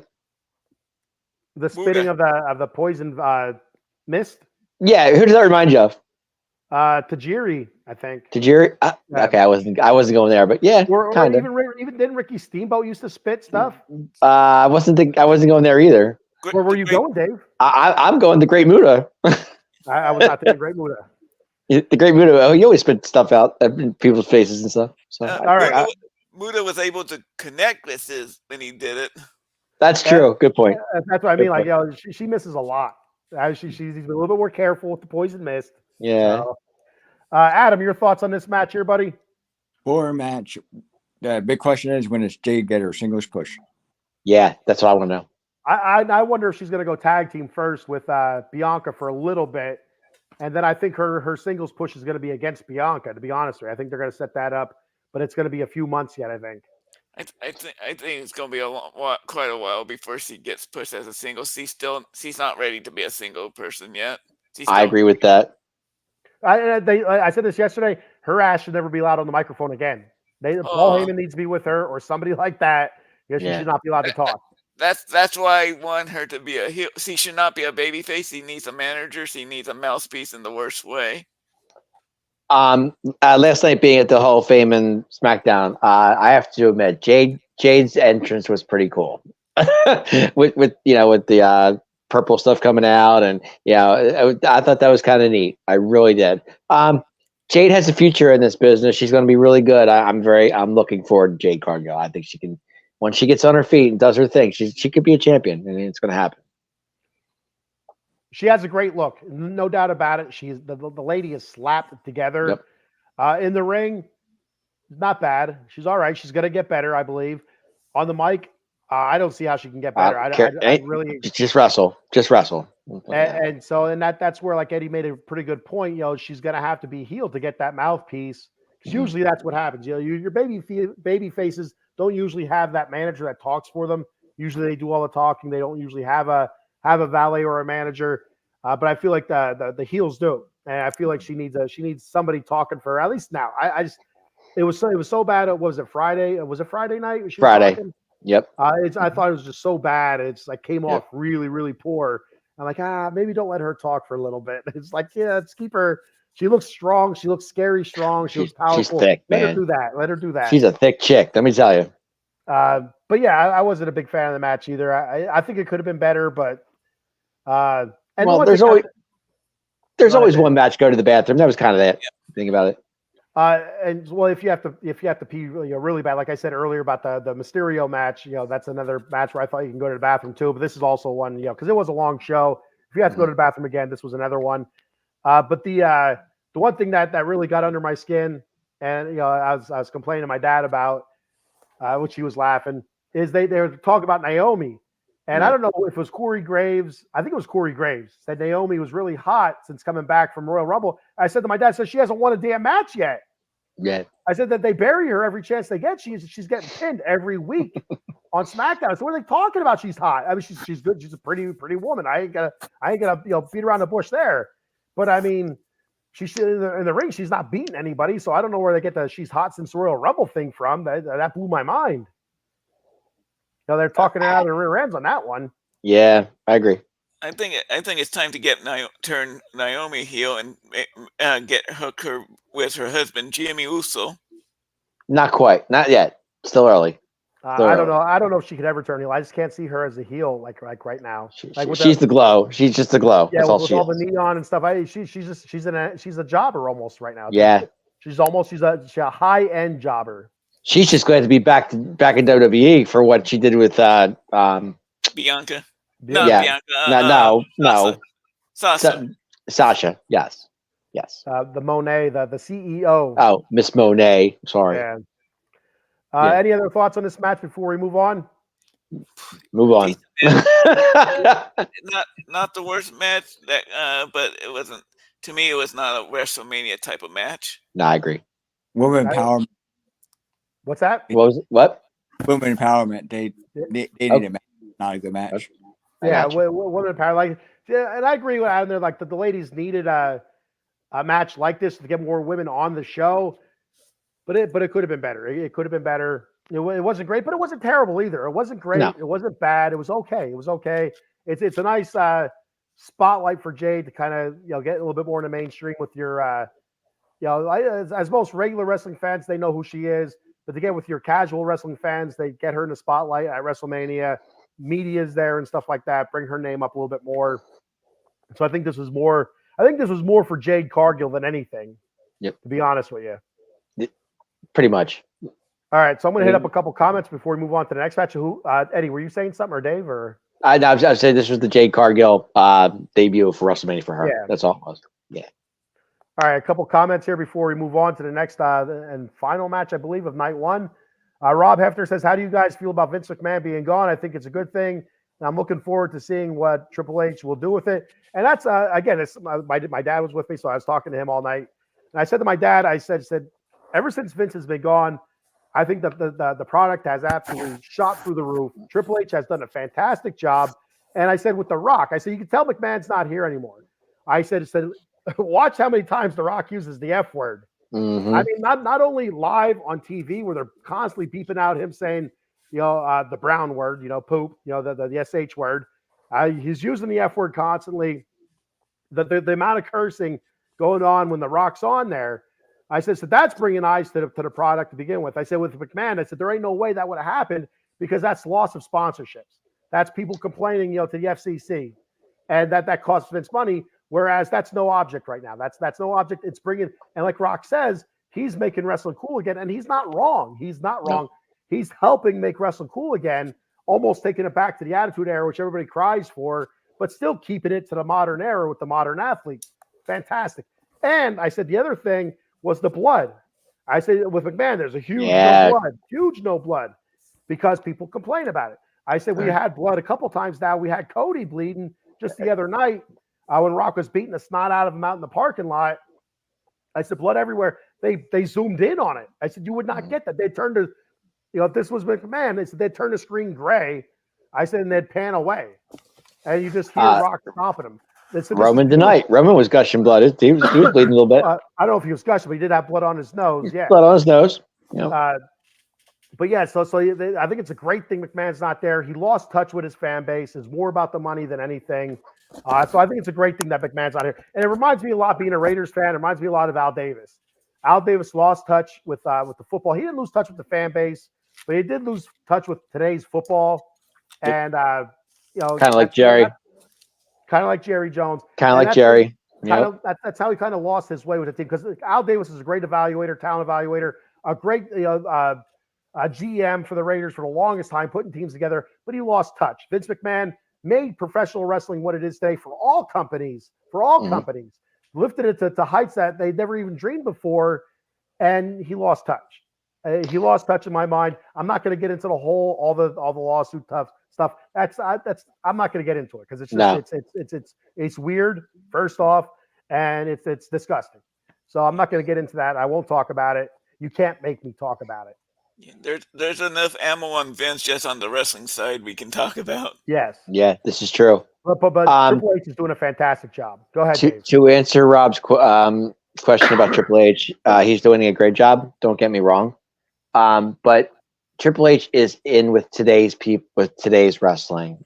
Triple H is the way they're doing it now. Vince, the things Vince did was the spur of the moment. kind of thing. Triple H is looking on the long term, and he's looking ahead. That's why wrestling is so good right now, because he's spreading it out. He's looking at talent beyond like NXT and young kids coming up to make this business what it is. Vince didn't do that. Vince stayed with what the Hogans and the Brocks and Triple H isn't doing that. Triple H is looking into the future. I mean, Triple H is already looking down the road to SummerSlam. He's already looking down the road to other pay-per-views, which is what wrestling should be. I love it. This is the best wrestling WWE's put up in a long time, and you can just see the crowds. The crowds are amazing, and everybody's into it. So kudos to Triple H, man. And so Vince gave Triple H NXT. He said, "Here, do whatever you want with this." And every chance Vince got, he buried those NXT guys when they brought them up. He did. Every chance. Triple H would make them huge stars in NXT. They're ready for the main roster. They're ready to shoot through the roof. Vince would bring them up, and they'd all be squashed, which is a damn shame. It's a damn shame because you lost some pretty good talent that way. And when they did make the roster and guys started getting a name for themselves, Cesaro, Rusev, guys like that never got a real opportunity to carry a title. And they did. It's a damn shame because they're good talent. And that's where I think McMahon lost his way. He lost his. Hogan. I mean, the Hogans, the Austins, the Cenas, all had their time. Now it's Roman just doing his thing. You got Seth doing his thing, and it's only going to get better. And then you have talent, beyond rising to the top. So it can only get better from here, guys. Oh. You forgot to name an NXT talent that got really buried by Vince, the Revival. That's true. Good point. Thank Revival, you. Yep. Vince has buried a lot of talent. A lot. And all right, so let me hit these comments up before we get to the last match. Paul says, Asian crime. Asians are people too. Asian crime. Even my Asian eyes seen this coming. The poor. Stop with your Asian crime. Poor damage control. Paul says, what do you expect? The mist, our eyes are small. Hello. Yes. That's another stereotype here. Going to get us canceled here, Paul. Thank you. But it's his company, so he can get us canceled if he wants.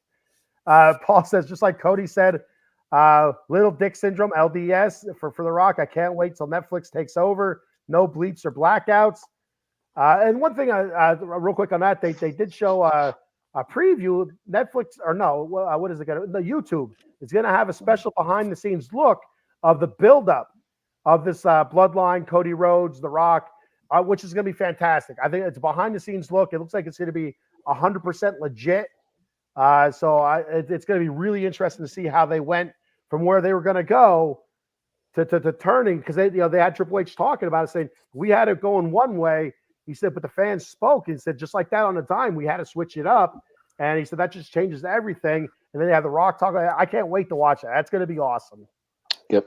Good stuff. Rob After says, love the Attitude Era. Give me a hell yeah. Hell yeah. There you go, Adam. You got it. I read. Rob. FYI, Triple H confirmed Brock is under contract still, but he's at home being Brock, and they will see where that leads to. Okay. I know Brock was named in a lawsuit as well, but Brock's on the roster. Brock's on the main roster, so he's good. He's fine. All right. What Vice do? I think he's saying what Vince do. I'm not going to get into what Vince did. No.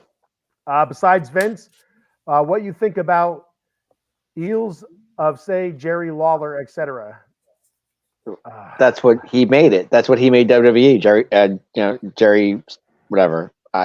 To me, that's what it was. Now it's not that anymore. So. I'm not 100% sure what that question was anyway. So I think he was going with the Jerry. What do you call it? That show, Jerry Springer. Thank you, Jerry Springer. I think he was saying that WWE was doing the Jerry Springer thing with Vince. Oh, okay. But now we don't see that. We don't see that with Triple H. So it's such a different, vibe. Eileen says we needed Sean translator. I thought Adam Glenn was going to be our Sean translator. But yeah, but Ken, you're not reading Adam East tonight. You're reading Shawnee's. I'm trying to read Shawnee's, and I'm not getting it. I am not getting it. Shawnee's is straightening it up here. He's making us look like idiots here. There you go. All right, so moving on to the last match, a huge match, which was a fantastic match, co-match of the night for me. Cody Rhodes, Seth Rollins versus The Rock and Roman Reigns. And I said to my dad again, I said, well, it was like, I don't know what time it was. Is a little bit after 10 or a little bit before 10. I said, maybe it's over at 10:30. So they're not going to go a full hour. But the hell they did it. It was a quarter after 11 when they finished that freaking show up. It was unbelievable. But there's a lot of dead time too. And I'll tell you, I said this last night. I said, there's no way in the hell Rock is running the ropes. So we're going to see what kind of conditions. It's going to be a lot of punching. The Rock ran the ropes. The Rock went out in the crowd. I give kudos to The Rock. He was in much better ring shape. He took bumps. He was in much better ring shape than I thought he was ever going to be in. We'll see how he feels tomorrow. Well, he's been training, so. But I thought he looked very good for being out of it as much as he has been. For as muscular he is, you worry about torn muscles and stuff like that. I thought he looked great. Not quite old Rock, obviously, but for what it was, I thought he looked very good. Roman looked good. Cody and Seth, I love the whole knee thing with Seth. That sets up great for Drew McIntyre tomorrow, so storyline wise, and the back and stuff. Cody hitting Cody cutters, hitting the hell's his other finisher? I can't think of it now. Crossroads. Hitting Crossroads a bunch of times and still not getting that pin.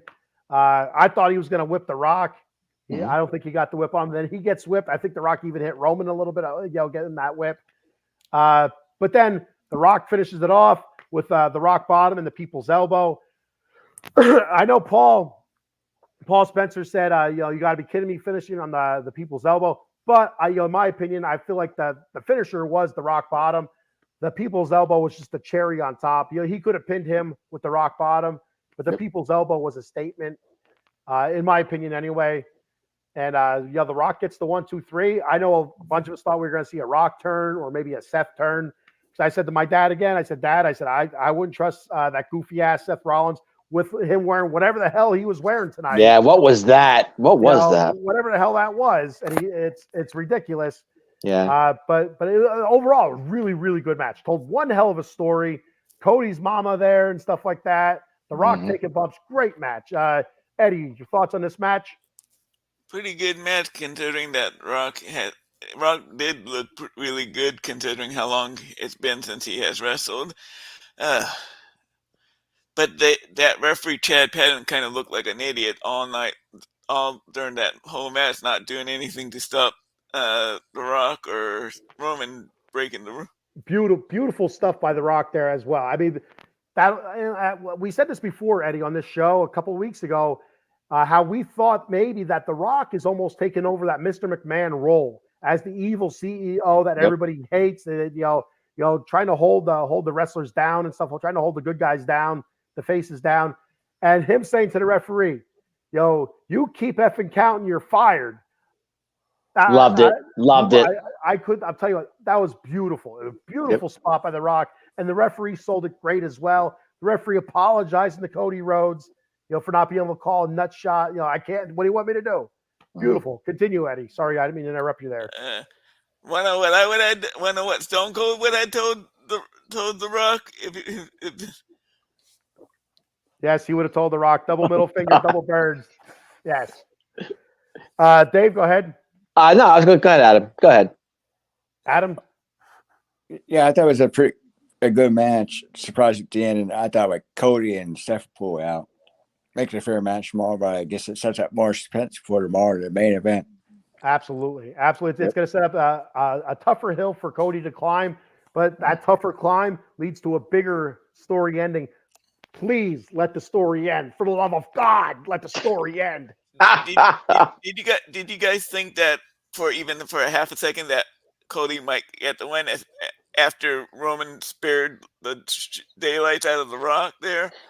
There was 2 times I thought Cody and Seth were going to win. But yeah, go ahead, Dave. Go ahead. I'll admit, I personally thought Cody and Seth were going to pull it off. To be honest with you, when he did spear when he did spear Rock, I thought I was like, oh, here we go. The look no, go ahead. The look on Roman's face when he realized what he did was like, oh shit. The match was a slow pace, which was kind of like Rock's pace. Rock's not a very fast paced guy. But not being in the ring for 7 years? that what it was? 7 years, something like that. Since he's I been... thought they said a decade, but I don't know. I could be wrong. Okay, maybe it was 7, 10, whatever. Okay, close to that. I saw a little ring rust on Rock, but I thought he looked good. I really did. I thought he did. Little botches here and there, but for the most part, he did look good.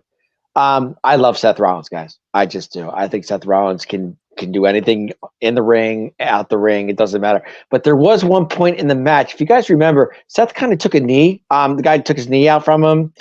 He went down. I thought that was a part where I thought Seth was injured. I really did. I think I want to say it was either I think it was Roman took his leg out from under him, and Seth kind of like the way he fell. It didn't look to me like, oh man, Seth's injured again. But apparently it wasn't as bad as we thought. The ending of the match, People's Elbow, kind of weak to me. Didn't see that coming. I thought kind of we should see something different. But Bloodline winning, I'm okay with that. I'm okay with that. So tomorrow night, Bloodline rules. It's going to be all good. But for the most part, I thought it was good. I really did. Cody did his thing. But what surprised me was at the ending, I didn't think Cody would take the pin. I thought Seth would. Kind of wrong on that. But that's okay. Either way, we kind of knew that was going to happen, that Bloodline was going to win tonight, and they did. So tomorrow just makes it more fun, guys. That's all I can tell you. You know. And I was a little bit surprised as well that Cody took the pin. I thought it was going to be Seth as well. And so the look on Seth's face afterwards almost tells me like that look tells me that Seth is like, you got to be kidding me. I put my body on the line to stop the Bloodline here, and we still lose. Cody Rhodes still gets his ass pinned, almost like a Seth was pissed off that Cody got pinned. In my opinion, that's how it looked to me. So we can look to see what that might look like down the road as well. We'll see if there's any issues there. I just think that it was very slow paced for me. It was kind of rock paced slow. I think it could have been. I think the tempo could have been a little faster than what it was. Because you got to remember, you got people in the stands watching this match, freezing up top, 35-degree weather. Like, let's go, let's get the pace going here. We want to get out of here. We're freezing our butt off. I can see that. If I was a fan, I'd be the same way. Like, let's go. It's early April in Philadelphia. What the hell do you want, Dave? I'm saying, but let's get the pace going here. Keep me interested is what I'm trying to say. And I think that's what they tried to do. But the ending, like I said, Seth taking. I'm sorry, not Seth. Cody taking the pin. Very surprising to me. I didn't see that coming. I agree. Any other thoughts on this? Nothing? I'm good? All right. So real quick, I'm going to hit some comments. I'm going to read off our sponsors before we hit night 2 here. Okay. Hey, could you pause my screen for a minute? I can pause your screen for a second there, Adam.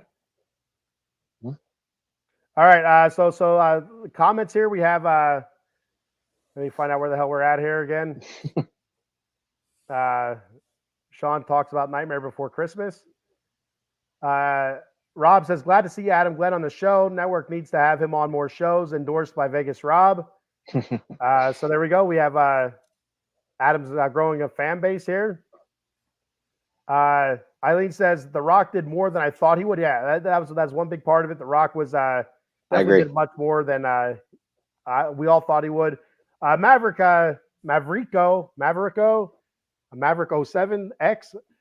Thanks for checking out the show. Thank you for commenting. Says, do you guys think WrestleMania 41 will be announced tomorrow? I'm super hopeful Las Vegas gets it, as it's the ideal location.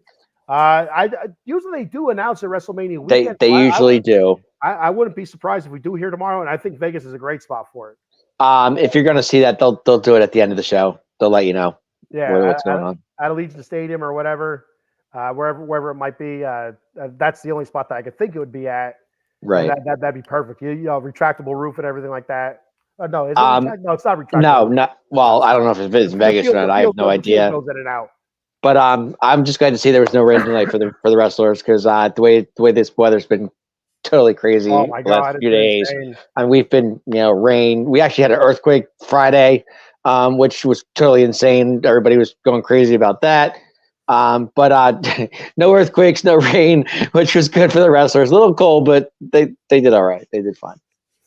Paul Spencer says Roman looked ripped, so much off ring time. He's been in the gym hitting the crunches. He did look Roman ripped. did look ripped. He looked lighter than the last time I seen him. So he looked like he lost a couple of lbs there.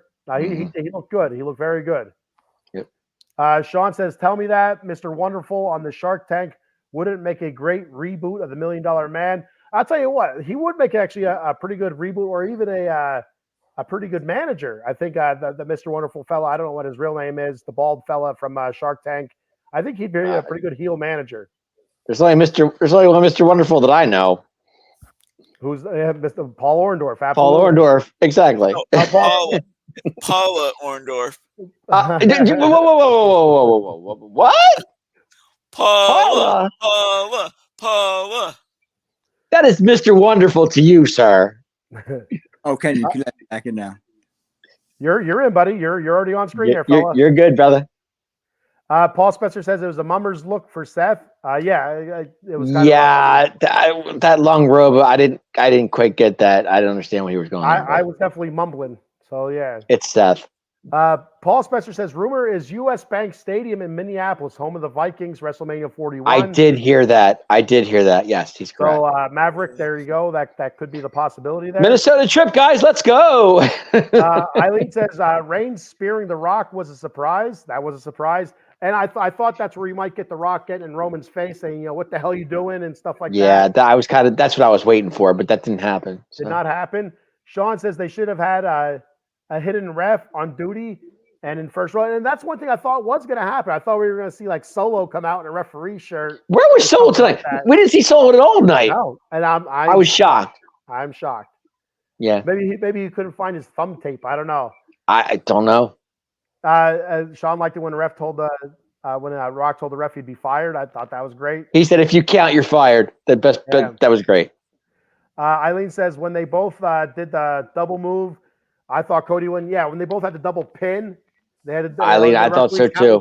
I thought that was it. I thought it was over. And it didn't make sense. There's a legal man and there's not a legal man. So how's the ref counting double? If I am The Rock, I fire that ref. So what are you doing a double count for? There's a legal man from both sides, and you're doing a double count. Somebody's illegal in there. You should be counting them out right now. So if I'm The Rock, he has a gripe. Usually, if you see a double count, 9 times out of 10, it's going to be a 3. But tonight it wasn't. So, Sean says, "And gentlemen, please excuse my candor as I live on Kenore Street, whatever the hell that means." Okay, Sean. Paul says, "Yes, Dave. Seth can do anything, but he can't dress like a real man." I swear to God, Becky. I meant anything in the ring, my man. Anything in the ring. Seth can do anything in the ring. Sean's looking for Adam. Rob Hefner says Vegas would be a great spot for it. Retractable roof, great atmosphere, out of the box sports entertainment reunion. And I thought it was a retractable roof. For some reason, I was double guessing myself. Nate says I knew the spear was coming whenever I saw The Rock behind the other guys. So Nate's seen it coming. Okay, Nate was all over it then. I didn't see it coming. I thought it was a fantastic spot. All right, it came out of nowhere. It really did. I didn't see it coming either. To be honest with you. So all right, 2 more comments before I hit the sponsors here. I got to get this shit rolling. Out of the Box Sports says 119 live viewers with the help the Atomic Drop. Smash that subscribe button. We'll be live at WrestleMania next year. Yes, subscribe, and Paul will buy his tickets to WrestleMania. Are we going to Mania, guys? What's going on here? Yeah, Paul's buying with his Is Out of the Box paying for that? Of all the money he made off his seats this year, he's funding. Exactly. Adam just fell off the planet Earth. Yeah, we just lost Adam. Eileen says, I liked it when the Spanish announcers moved when they went into the front row to call the rest of the match. That was great. The Spanish announce team always getting it. All right, so I'm going to go ahead and do the sponsor read. But before I do that, real quick, did anybody else think it was kind of odd that Rock had his own belt? I thought it was kind of cool. It was a neat looking belt, but I thought it was kind of weird. He came out with it, and I'm like, why are you bringing a belt out? Like if I'm Cody or Seth, I'm like, you have to make your own belt to be a champion. Like, what the hell's that about? But I thought it was kind of weird. I thought it was kind of cool, to be honest with you. I thought the belt was really cool too. All right. It fits his ego. It fitted his ego big time. So Eileen says you guys didn't see the Hall of Fame. I watched the Paul Heyman part of the Hall of Fame. I was there. I saw it. I watched it. It was great. It was. So did he have the belt there? Is that what that's about? No, Paul Heyman No. Did you guys see? Did any of you guys see the Hall of Fame at all? Anybody? I watched the Paul Heyman the first Paul Heyman speech. That was it. So far. Well, it was funny. After the Heyman speech, we left. Pretty much everybody left after that point.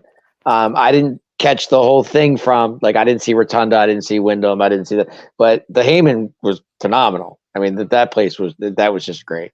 But I loved it when I loved it when Paul brought up Dusty's name. Yeah. Yes. But I'm getting to did Rock have that Brahma bull belt there? Is that why Eileen's saying this? Like I said, the only thing in the Hall of Fame I saw was Paul Heyman. We did. That's all. Right. That was pretty much it. Because I didn't want my car would have been towed if I would have stayed there the whole time. Why? Would you park in the middle of the street, Dave? Did you? No. Where I parked in Jetro. No, the Jetro. They were closing the gate at 12, and then they said if your car's there after 12 o'clock, you're done. So that's the dumbest thing I've ever heard. There's a sign. I'm telling you, after 12 o'clock, they closed the gate, and they said, if you're not there, your car's getting towed. So you paid for the whole Hall of Fame, and you stayed for one speech. I saw one speech, and that was it. And well, I wasn't the only one. Everybody else got up and left too. Eileen clears that up for us. She says that belt was from Muhammad Ali's wife last night. It was given to him then. I did not get that far into the Hall of Fame yet, so thank you for clearing that up, Eileen. Number one fan, right, Adam Glenn? Yeah. Right. All right. And as we were talking about fan base before, you announced on your show last night I was coming on today. 10 minutes later, John Cena out of the box on Twitter. So I don't know. Wow. Adam has a point, Paul. Yes. The 16-time champ, huh? Right after Adam Glenn, I announced Adam Glenn's going to be on the show today. John Cena decided to start following Out of the Box Sports on the. No, wait a minute, X. Adam. Do you you and John Cena have something like? Do we not know something that you two are like in cahoots or something? They're brothers from another mother. Really? Is that right? Okay. Keep the suspense going. Okay. All right. I'm going to go ahead and do the sponsor reads here before we're on for 4 hours. Jason Fine, attorney Big Al. You can reach Big Al at 1-800-HURT-123. That's 1-800-HURT-123. Jason Fine specializes in motor vehicle accidents, slip and falls, workman's comp, and personal injury claims. He has 3 office locations conveniently located throughout Pennsylvania and New Jersey. First, in New Jersey, Cherry Hill. The office is located on 3 Greensward Lane. The phone number there is 856-209-5258. Then in the steel city of Pittsburgh, Pennsylvania. The offices are located at 500 Grant Street, Suite 2900. The phone number there is 412-365-8151. And in the city of brotherly love, Philadelphia, Pennsylvania, the offices are located at 1628 JFK Boulevard, Suite 2120. The phone number there is 267-888-2980. Jason Fine, attorney, Big Al. Head on over to monkeycoldcoffee.com and get all your gourmet coffee needs there. They have bourbon, chocolate chip infused coffee, toasted coconut rum. They have a medium roast coffee called Sumatran blend. They have an organic blend called Peru La Florida. And one of their newest flavors, the golden honey agave flavor. All are fantastic. I highly recommend the toasted coconut rum and the bourbon chocolate chip infused coffee. They are out of this world.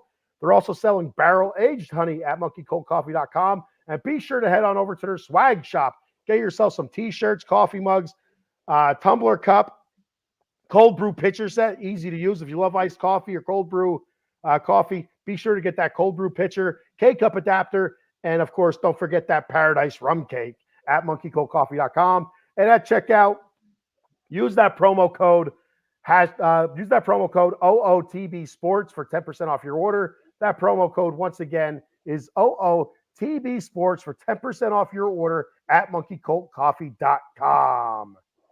Yes, love me some Monkey Cold Coffee. 2 more comments before we move on to night 2 here. As my laptop is starting to die here. Sean says, wow, Rock had a real Ali belt. It's actually a belt given to him by Muhammad Ali's nice wife. It has the Brahma bull on it. It's a really cool looking belt. I was just surprised by it. Nate says the Rock belt was from Muhammad Ali, and they made the Hall of Fame speech about the Rock. There you go. And again, I watched the Paul Heyman part of it because when the Hall of Fame was going on, we were actually live yesterday, so I couldn't watch it live. And so I was watching it before WrestleMania tonight, and I got through the Paul Heyman part of it, into a little bit of the Bull Nagano's induction, and then I had to stop and start watching WrestleMania. All right, so let's move on to night 2 here, guys. Let me switch the backdrops here. There we go. Night 2. There we go. Night 2. All right. Excuse me. All right, so where do we start with night 2, guys? Let's start with what's the first match on here? I can't see it. Authors of Pain, the Philly Street Fight. The Authors of Pain and Street Profits. Versus the Street Profits, Bobby Lashley. What do they call themselves? The final testament. Freaking! I knew it was something biblical. I couldn't remember what the hell it was. So we have the Street Profits with Bobby Lashley versus the Final Testament. I really like the Authors of Pain. I think those dudes are badass. I like Karrion Kross. I'm a fan. And Karrion Kross, and that's another guy that I thought got a bum rap under Vince, was Karrion Kross. Yep. So I'm going with the Authors of Pain and Karrion Kross versus the Street Profits. I think it's going to be a very good match. I think it's going to be physical. I don't expect to see blood, but I think we're going to see a lot of stuff go down. I think it's going to be a really good match. Adam Glenn, what are your thoughts on this match, and who do you think is going to win? I think the Authors of Pain win an all right match. Basically, a match you could almost miss. Squash match, like they called it in the past. All right, Eddie. We can't also forget that the Author of Pains were also poorly booked when they got called up to the main roster the first time around. Good point. If you guys remember how dominating they were when they were in NXT, to me, they should have been the next big thing, and they were like should have been the Road Warriors of the 2000s. Absolutely, yep, I agree. I think it's going to be a pretty good match. I don't think it's going to be a squash match because the Street Profit and Bobby Lashley's too talented to be a squash match. But I think the Author of Pain and Kross will win. All right, Cowboy Dave, go ahead. I'm going to go on the other side of the street here. I'm going to go with the Street Profits and Lashley. I think they got something going here. I love Montez Ford. I'm a very big fan. And I love Bobby Lashley. I've always liked Bobby Lashley. I think he's been getting the bum rap for a while now. I'm going to go with Lashley and the Profits for the winner on that one. Just keep it there. All right. Yep. All right. So let's move on to the next match: LA Knight and AJ Styles. And I think let me talk to you. Yeah. I think this is going to be a phenomenal match. I cannot wait. Phenomenal. You get it? All right. Anyway. That was good. I'll tell you, they keep adding to the story. I think they've done a hell of a job building this story of AJ Styles and LA Knight, from battling at AJ Styles' home to even this past weekend, the media day on Friday, though those two guys rolling around on the ground during media day, amongst people and almost hitting people, just walking by. I thought that was fantastic. Great job selling this fight by both guys.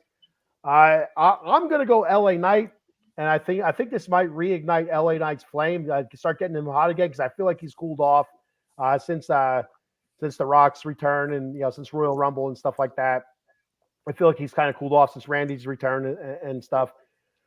So I think LA Knight's going to win. I think LA Knight's going to win. It's going to be a brutal match. It's going to be a knock him down, drag him out type match, and it's going to be a lot of fun. Eddie, go ahead, and then Dave, and then Adam. Guys, I'll be right back. I'm going to go grab a charger for my laptop so I don't lose this. Go ahead. Let me talk to y'all. Yeah, LA Knight's going to beat that mom haircut out of AJ. Yeah. I think it's going to put him back when LA Knight gets done with AJ. He's going to be back in the title picture for the U.S. belt, which I predict that won't change this at WrestleMania. It's going to get what I want. LA Knight and Logan Paul promos coming up. I like that.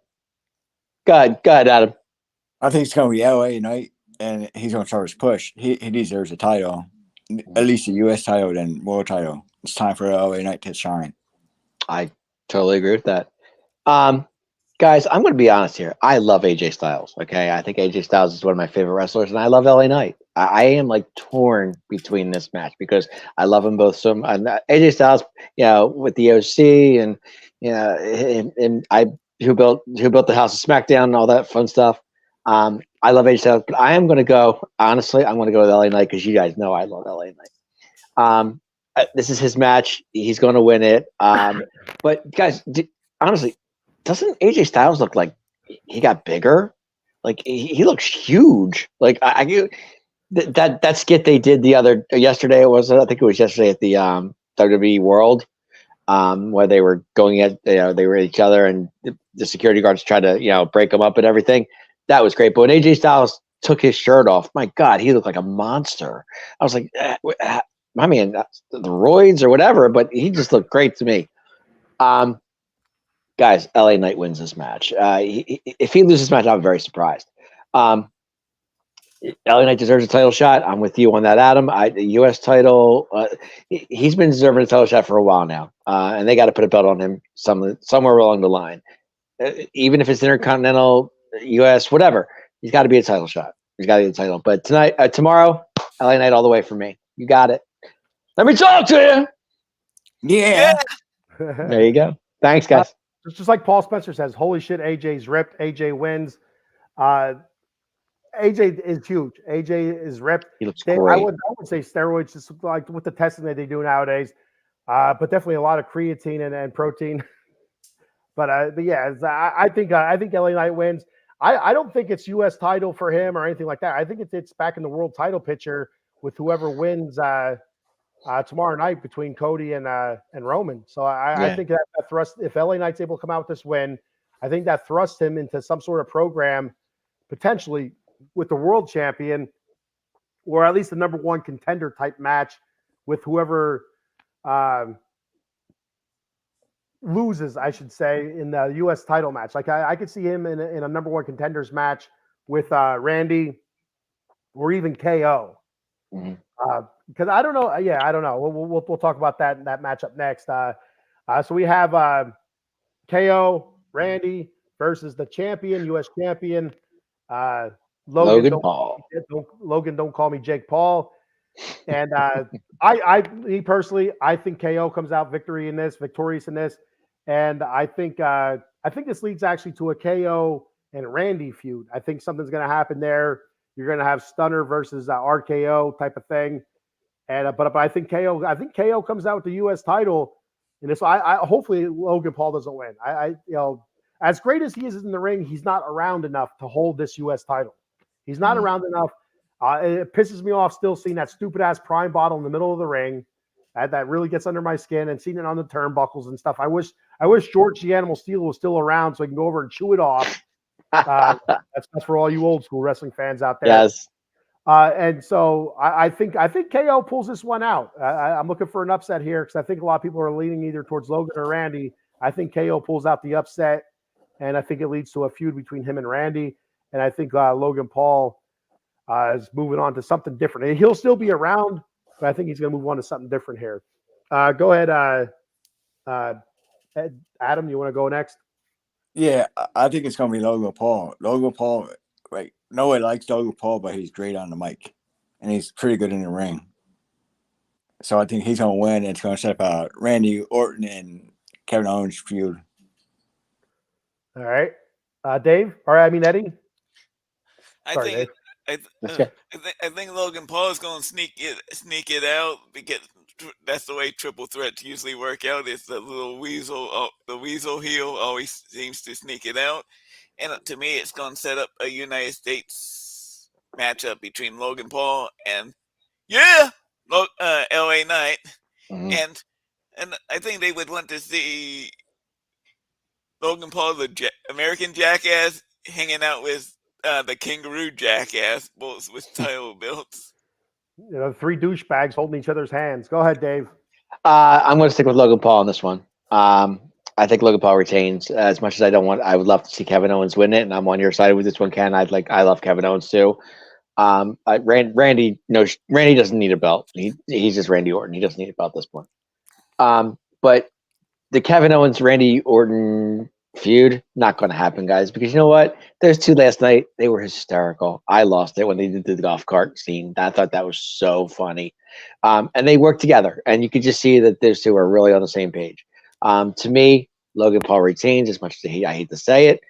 But if Kevin Owens were to win, I wouldn't be upset about it. Honestly, I wouldn't. But Logan Paul retains. Well, Dave, everybody works together until it's time to win the championship. There's one belt and there's 3 guys, buddy. Sooner or later, they're not going to work together. No, I get that. I get that. But what I saw last night was just so funny. Dave. I get it. I do.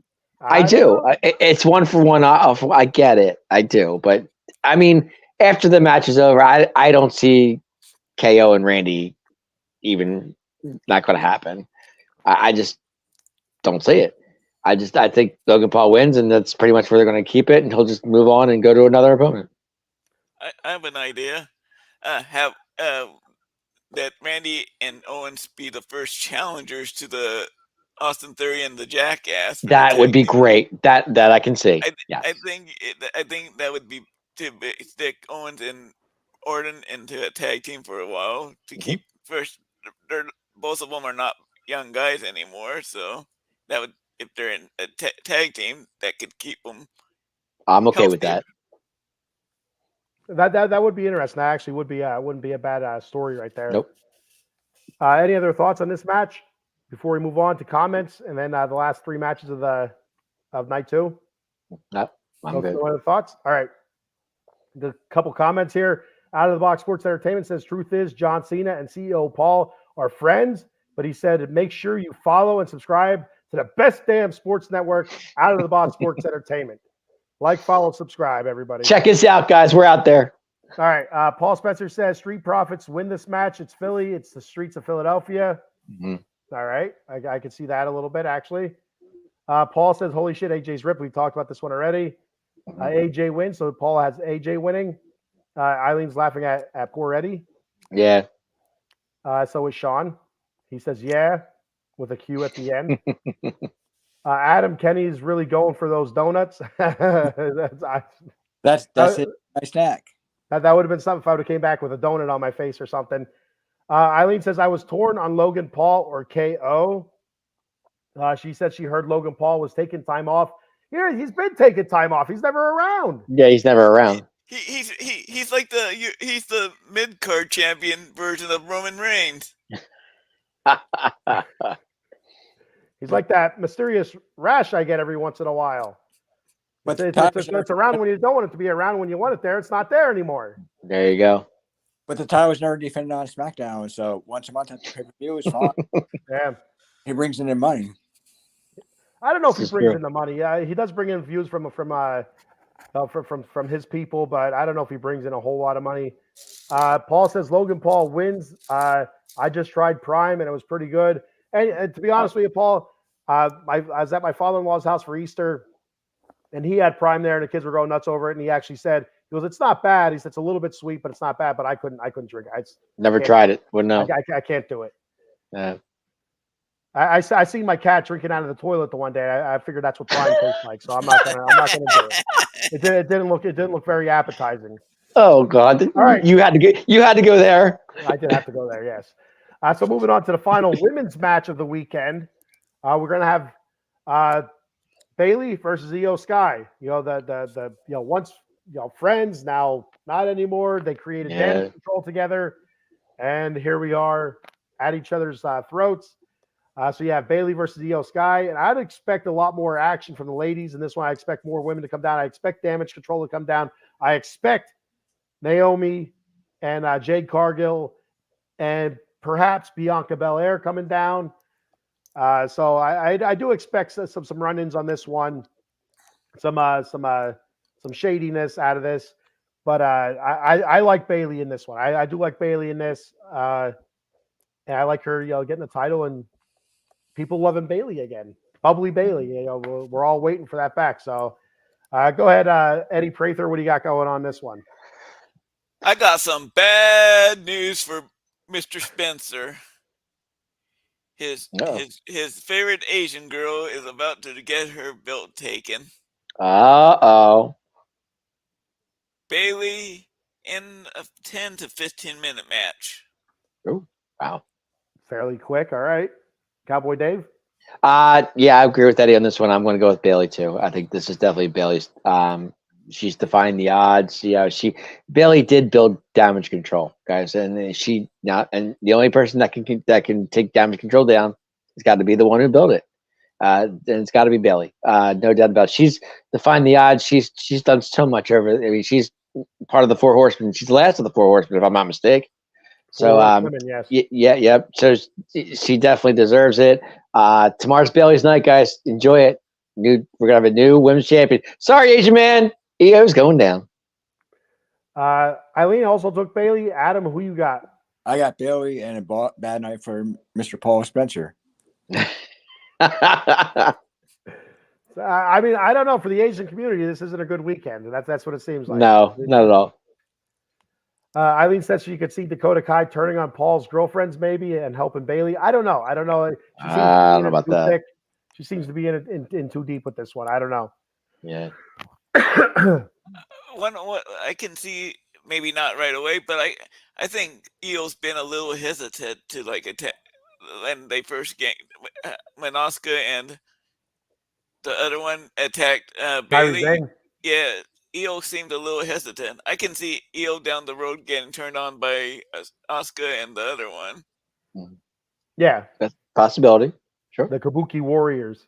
The Kabuki Warriors. Which is the great tag team name. I love that tag team name. They were good. Yeah, to me, Io's moveset is a babyface kind of moveset. I agree 100%. I do too. High flyer, crowd pleaser. I agree 100%. Any other thoughts on this match before we move on? Io's great. I love Io. Io has been ever since they made her champion. She's been nothing but great. She's a great Asian wrestler. There's no doubt about it. But like we said before, it's kind of writing its own story. I mean, Bailey gets turned on starts something. She gets turned on by her by who she brings in, and it's just only fitting that Bailey wins tomorrow night. End of story. All right. So nothing else. We'll move on to the next match. Go ahead, Adam. I think Bailey's going to win tomorrow night and eventually cost him the tag team titles, and then her form and get payback. Yeah, right? I could see that as well. Getting payback on the Kabuki Warriors. Sure. Damage control by costing them the tag titles eventually down the road. Yeah, and she wins tomorrow and takes the title, then cost them the tag titles. Yeah, I like that. I like it too. Yeah. All right. So, and Paul Spencer says Bailey wins, and it's sad to say it, but he's facing reality, guys. All right. So let's move on to Seth Rollins and Drew McIntyre. This one I'm really looking forward to. I'm a big Drew McIntyre fan, but this is where I talked about earlier when we were talking about Night One, doing a Night One recap. I said about with Judgment Day losing those tag titles, I think this leads to a cash in by Damian Priest. And so this is where I see it happening because Drew McIntyre has cost him a couple cash in opportunities. So I said this before, many times before. If you're new to the show, I'm going to say it again. I see Drew McIntyre winning this belt, but only holding it for about 30 seconds because Priest is going to come down, cash it in. I do think Seth Rollins does help Damian Priest win. I think, because Drew Seth is going to lose. He's still going to be in the ring, writhing in pain because he got his ass kicked tonight on Night One. But he's Priest is going to come down, and I do think Seth is going to do something to cost Drew this match, or even CM Punk, maybe even Punk. Because he is commentating the match, so he will be at ringside. So we know the issues that they all have there. Punk has with Seth, Punk has with Drew, Drew has with Punk, blah blah blah, all that stuff. Somebody's going to cost Drew that match when Priest cashes in. I think Priest is going to cash in. So I predict Drew's going to win, and I also predict Priest will cash in on Drew. Dave, go ahead. Yeah, I have to agree with you on that. I think Seth does win. I'm sorry. Drew does win. As much as I hate to say that because I am not a Drew McIntyre fan by any stretch. I love Seth Rollins, but I see Drew winning. But now I'm gonna change the outcome here a little bit, big man. I'm going to Go change the ahead. outcome. It's your prediction, Dave, not mine. I understand. My prediction is I think Drew wins.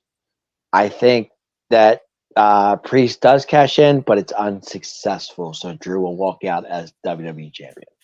All right. Right? Because a lot of times, I just think a lot of times we see that it does happen that the guy cashes in, they win the title. I think this time, Priest might cash in, but he ain't gonna be. He's not walking out champion. So I'm gonna go. Like I said, Drew. Congratulations, you're gonna be WWE champion at the end of the night. All right, Eddie. I'm picking Seth to retain against Drew. I think Punk's going to cost Drew the match, and I think if Priest tries to cash it in, he's not going to be successful in his cash-in attempt. I think the money is in a Gunther Seth Rollins title match. Not Damian Priest, sorry, but Damian Priest is a good worker, but there's not big money in him at all. All right, Adam Glenn.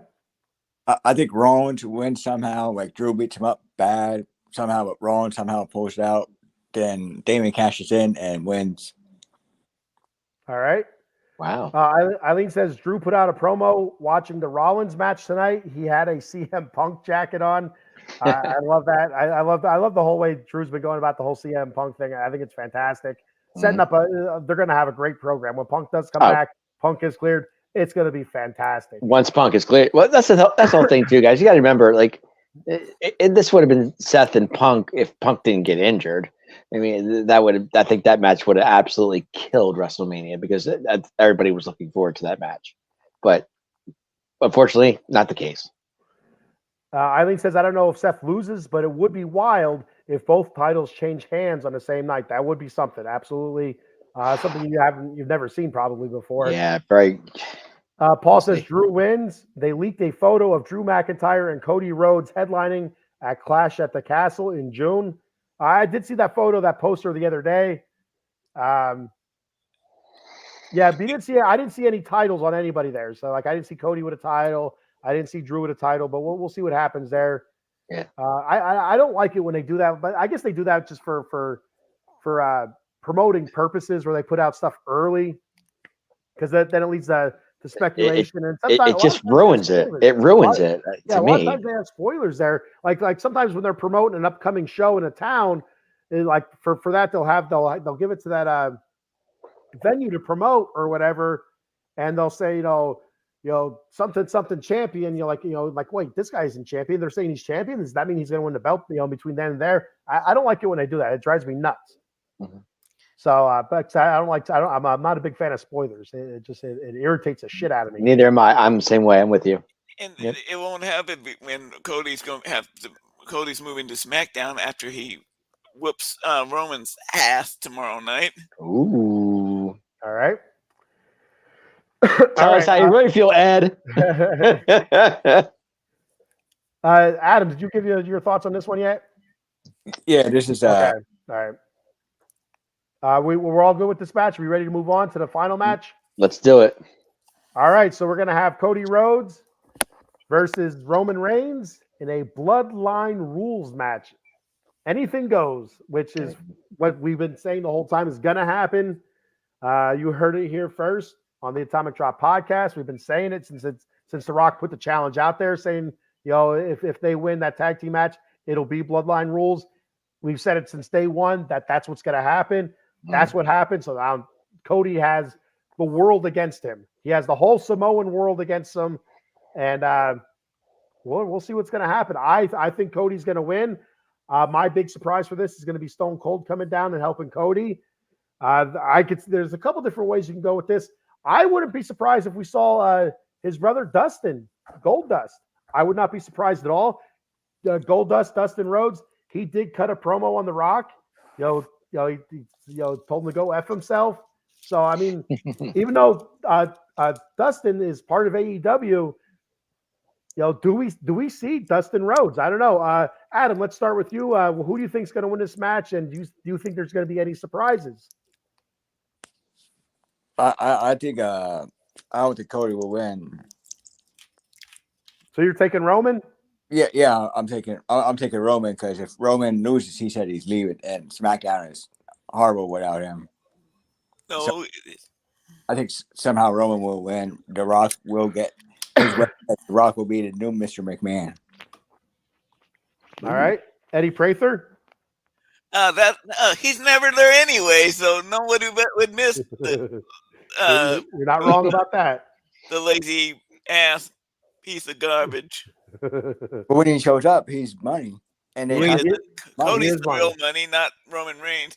Roman Reigns is basically the Rock's lapdog. He is. Wow. He's his lapdog. Eddie, so who do you have winning? You have Cody winning? Cody's gonna whoop his ass, Any and surprises? Stone Cold gonna be using a chair on somebody's, and somebody's gonna be getting a stunner tomorrow night. So you think Stone Cold? Yeah, You think And I Dustin? You think Gold Dust? yeah. What are they gonna do at AEW if he shows up on TV tomorrow night? Fire him? He's not on TV anyways.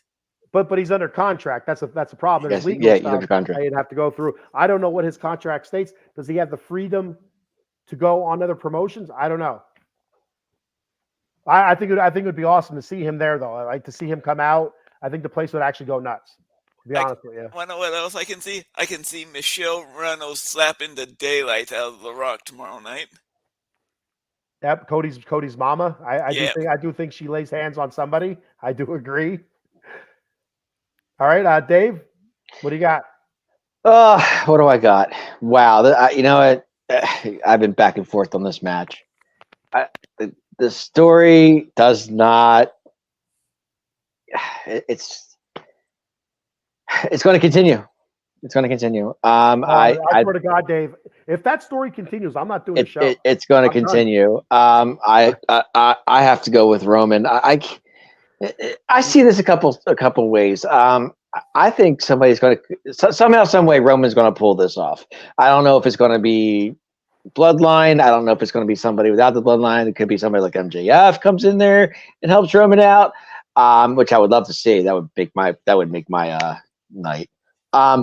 But to me, guys, this is the way I look at this. Hulk Hogan's title run is what, third or fourth on the list, something like that, behind Bruno and a couple other ones. Roman's got to pass that, and for Roman to pass that, to pass Hogan, that takes Hogan off the list. Like, they're done with Hogan. So to me, Roman has got to win to continue to, build this, title run that just the 1,016 days, whatever it's been. I just can't see him losing. We've thought in the past of pay-per-views, Roman's losing. Roman doesn't lose.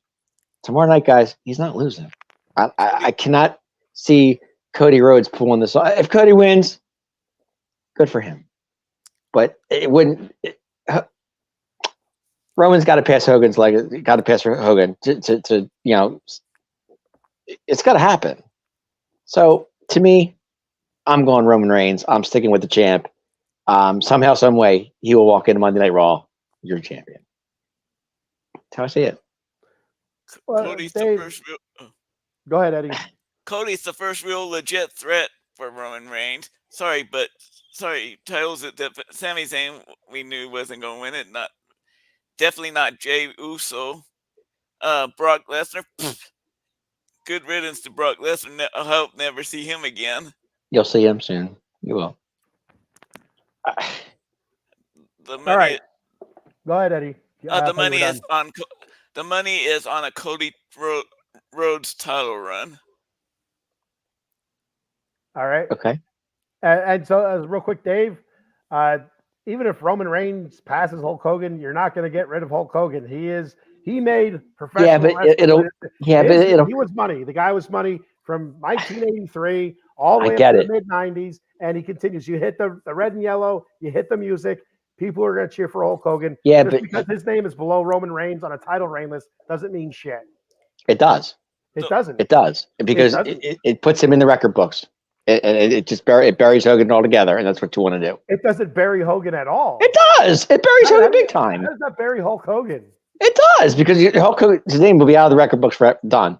You're It's done with just Hulk Hogan. one step lower. I mean, all right. So if real quick, if Alexander Ovechkin, we're talking hockey here. If Alexander Ovechkin has more goals than Wayne Gretzky, beats Wayne Gretzky's goal record, does that make Alexander Ovechkin beyond Wayne Gretzky? Does that erase Wayne Gretzky? No. In the record books, it does. Absolutely.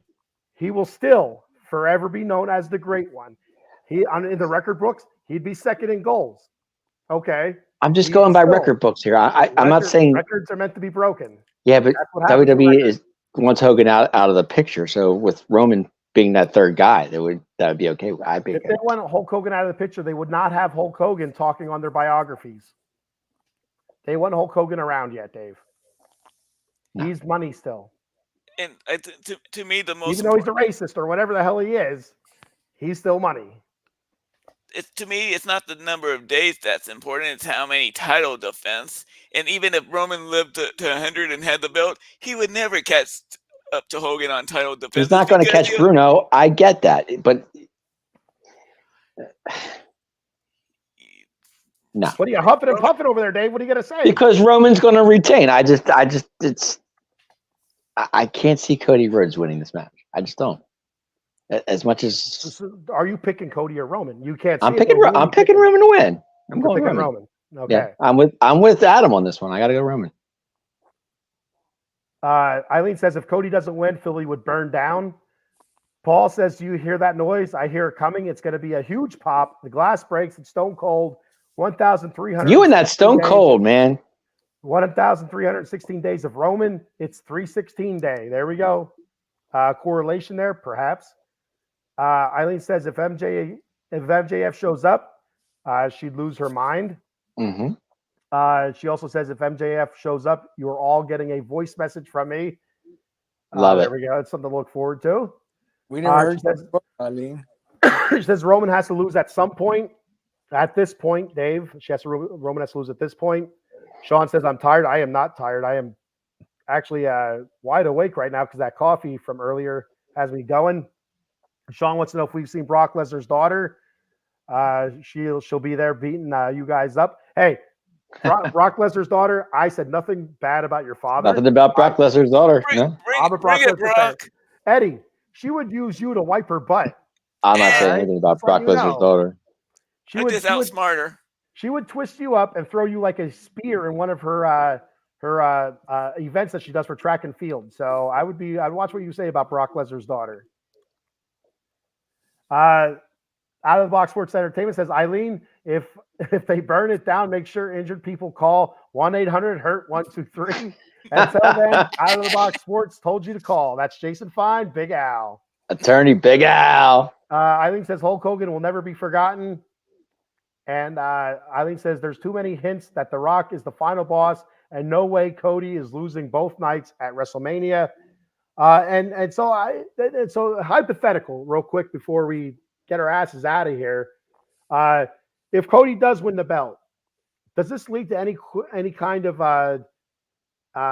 match with him and The Rock? I mean, because The Rock has been all up in that dude's ass, since he slapped the taste out of his mouth back there in Vegas during the WrestleMania press conference. Is there any chance that there's a match? Payback. I don't know if that's too small. It'd have to be a big pay-per-view like a SummerSlam or a WrestleMania. Not a Survivor Series, not a Royal Rumble. It has to be SummerSlam or WrestleMania. I would think SummerSlam, if anything. How about Saudi? Just because they can start, because of all the money they make, they probably consider that as a bigger pay-per-view. I don't think so. I don't think Saudi Arabia. I don't feel a major title like that between major stars.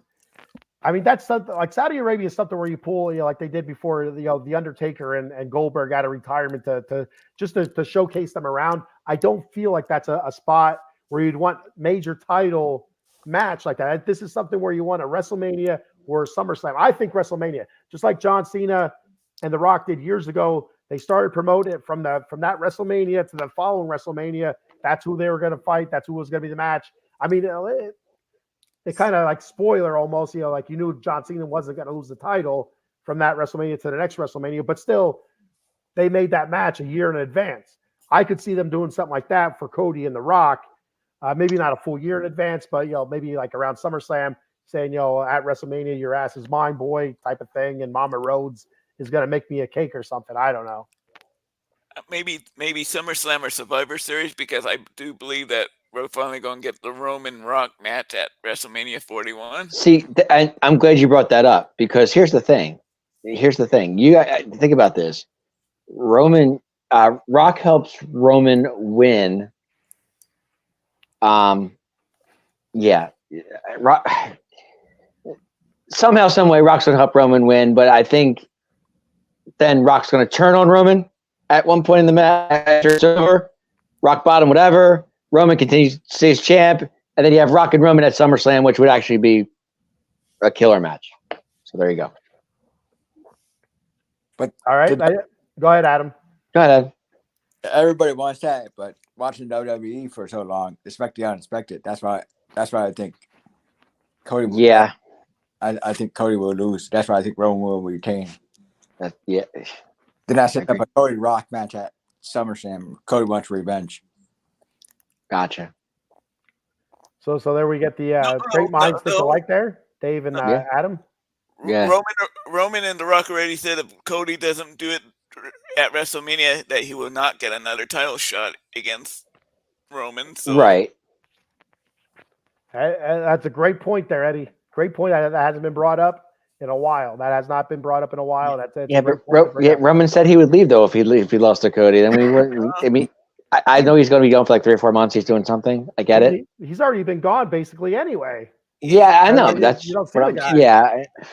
And it would give the perfect storyline for the redemption story for Roman. I mean- for him to think back on all the wrong things he did during this time, 3.5 years. I guess to me, I can't see Stardust as my champion. Yeah, I Sorry, can't guys. see Cody carrying SmackDown. Yeah, That's the only reason I picked Roman. I can't see Cody carrying SmackDown. I agree with that. Totally. Cody's the only guy on that roster that can carry that. I think LA Knight could carry SmackDown. That's why I think it would be a nice LA Knight versus Cody feud there. I think we can get something going there, and maybe it's a short title reign for Cody. We're gonna see whoever wins the title, whether it's Roman or it's Cody. I think titles are going to start changing hands a little bit, quicker than 4 or 5 years. So, Paul Spencer says Brock Lesnar's daughter is a world record shot put holder. She would throw Eddie across the field. So, Sing it, bring it, don't sing it. Sean says he agrees with Dave. Rock and Roman turn. Yeah. But I think after the match, though, I think after Roman wins the match, then Rock turns on Roman, but Roman is still champion. Paul says, didn't one of the announcers say something like Roman is still battling leukemia? Maybe that's affecting him. Maybe time off is needed, and answers why he doesn't wrestle each week. So Roman has battled leukemia a couple times, actually. He's been battling that for a while now. And so, I guess it's one of those illnesses that you beat, but you don't ever really beat. It's always lurking. Yeah. So, I mean, that could be something. And that could be something why he looked thinner. He looked more muscular. It's something that maybe he's not feeling well. That's a possibility why he's not wrestling as much, which is why I don't really harp on him too much, not wrestling much, because of what he's overcome throughout his life and career with leukemia and stuff. So just him being there to wrestle occasionally is remarkable in my mind to begin with. So that could be something. That could be, he needs time off to heal up. But I also heard he was doing something with a movie. I don't know if that's true or not. I don't know. Well, I guess we'll wait and see what happens tonight, because we're Sunday already. So we're hours away, guys. All right. Do you guys want to add anything else to night 2 or any other thoughts from night 1 before we go ahead and send this bitch home? First of all, I want to thank everybody for commenting tonight. We really appreciate that. It means a lot to us. Adam joining the crew for the first time did a great job. And I just thank everybody for subscribing, commenting, and it means a lot to us. And I know Ken's doing a great job monitoring tonight. It's been so much fun with you guys. Don't kiss my ass now, Dave. I'm pissed off about but I'm having a blast. I'm having a great time. But I'm just going to say, keep watching because we'll be back tomorrow night, and it's going to be more fun. So, yeah, absolutely. I have this feeling that the LA Knight and AJ match is going to be tomorrow night's match of that tomorrow night. I agree. I do. I think that's going to steal the show tomorrow night. I agree 100%, Eddie. It better. Any other thoughts, Adam? Yeah, thanks for having me on. And I think our two top fans tonight were Eileen and Sean. Absolutely. Thank you, everybody, for commenting. Just like Dave said, commenting. It makes the show a lot more fun when you guys comment. So, like right now, we're at 134 viewers. I appreciate it very much, everybody viewing. Make sure you like, follow, and subscribe to all of our social media platforms. That's Facebook, YouTube, X, formerly known as Twitter, Twitch, even. We're also on TikTok, Instagram, and also don't forget tomorrow night after night 2, we will be on just like tonight, 30 minutes after Mania is over. We will be on. And we'll be kicking ass talking about night 2 and whatever happens night 2, what that could potentially mean for the future of WWE wrestling. So it's going to be a lot of fun. I can't wait for night 2. We're going to have a blast with it. This is the most excited I've been for WrestleMania in a long, long time, guys. It really is. Night 1 didn't disappoint. There were some clunkers, but there's some great matches as well. I expect that for night 2. I expect each one of these matches, I think, can be great matches. Like Eddie said, I do think LA Knight and AJ Styles has the potential of stealing the show. So let's roll, man. I expect this to have some surprises. I was before we come off here, I mentioned to my dad, where the hell has Sheamus been? Do we see a Sheamus sighting? I don't know. Possibility. So, go ahead, Dave. No, I was gonna say, you guys say you're saying that LA Knight and AJ will steal the show. I agree with that, but I'm gonna say Io and Bailey is gonna be good too. So I think it's a good match. I agree. Yeah, it's gonna be fun to watch. Yeah, it's gonna be a good. And I said before, I think there are gonna be a lot more women involved in that match, which is gonna lead to a great story. I think it's gonna lead to a great story. So, and Sean says thanks, the 4 horsemen right here, guys. But the 4 horsemen now. There you go, baby. Stand aside, Ric Flair. There you go. All right. So that's all we have for tonight. Once again, thank you, everybody. Be sure to check us out tomorrow night, a half hour after WrestleMania is over. Once WrestleMania is over, I will put out there on Facebook and Twitter as to what time we're going on. Just like tonight, I put out there. It was over 11:15. I said 11:45. We're going live. And Nate Forbes, thank you for checking the show out again. Thank you for commenting. Much appreciated. Be sure to check us out tomorrow. And if you can't check us out live, be sure to check us out later on. If you have to watch it repeat, go ahead and check it out. We're syndicated here. We're like MASH. We're Seinfeld. We're constantly on reruns here. Absolutely. All right, Dave, you know what to do, brother. Take us home. Let me tell you guys whose game this is. The Atomic Drop Podcast. Let me talk to you. Yeah. See you later.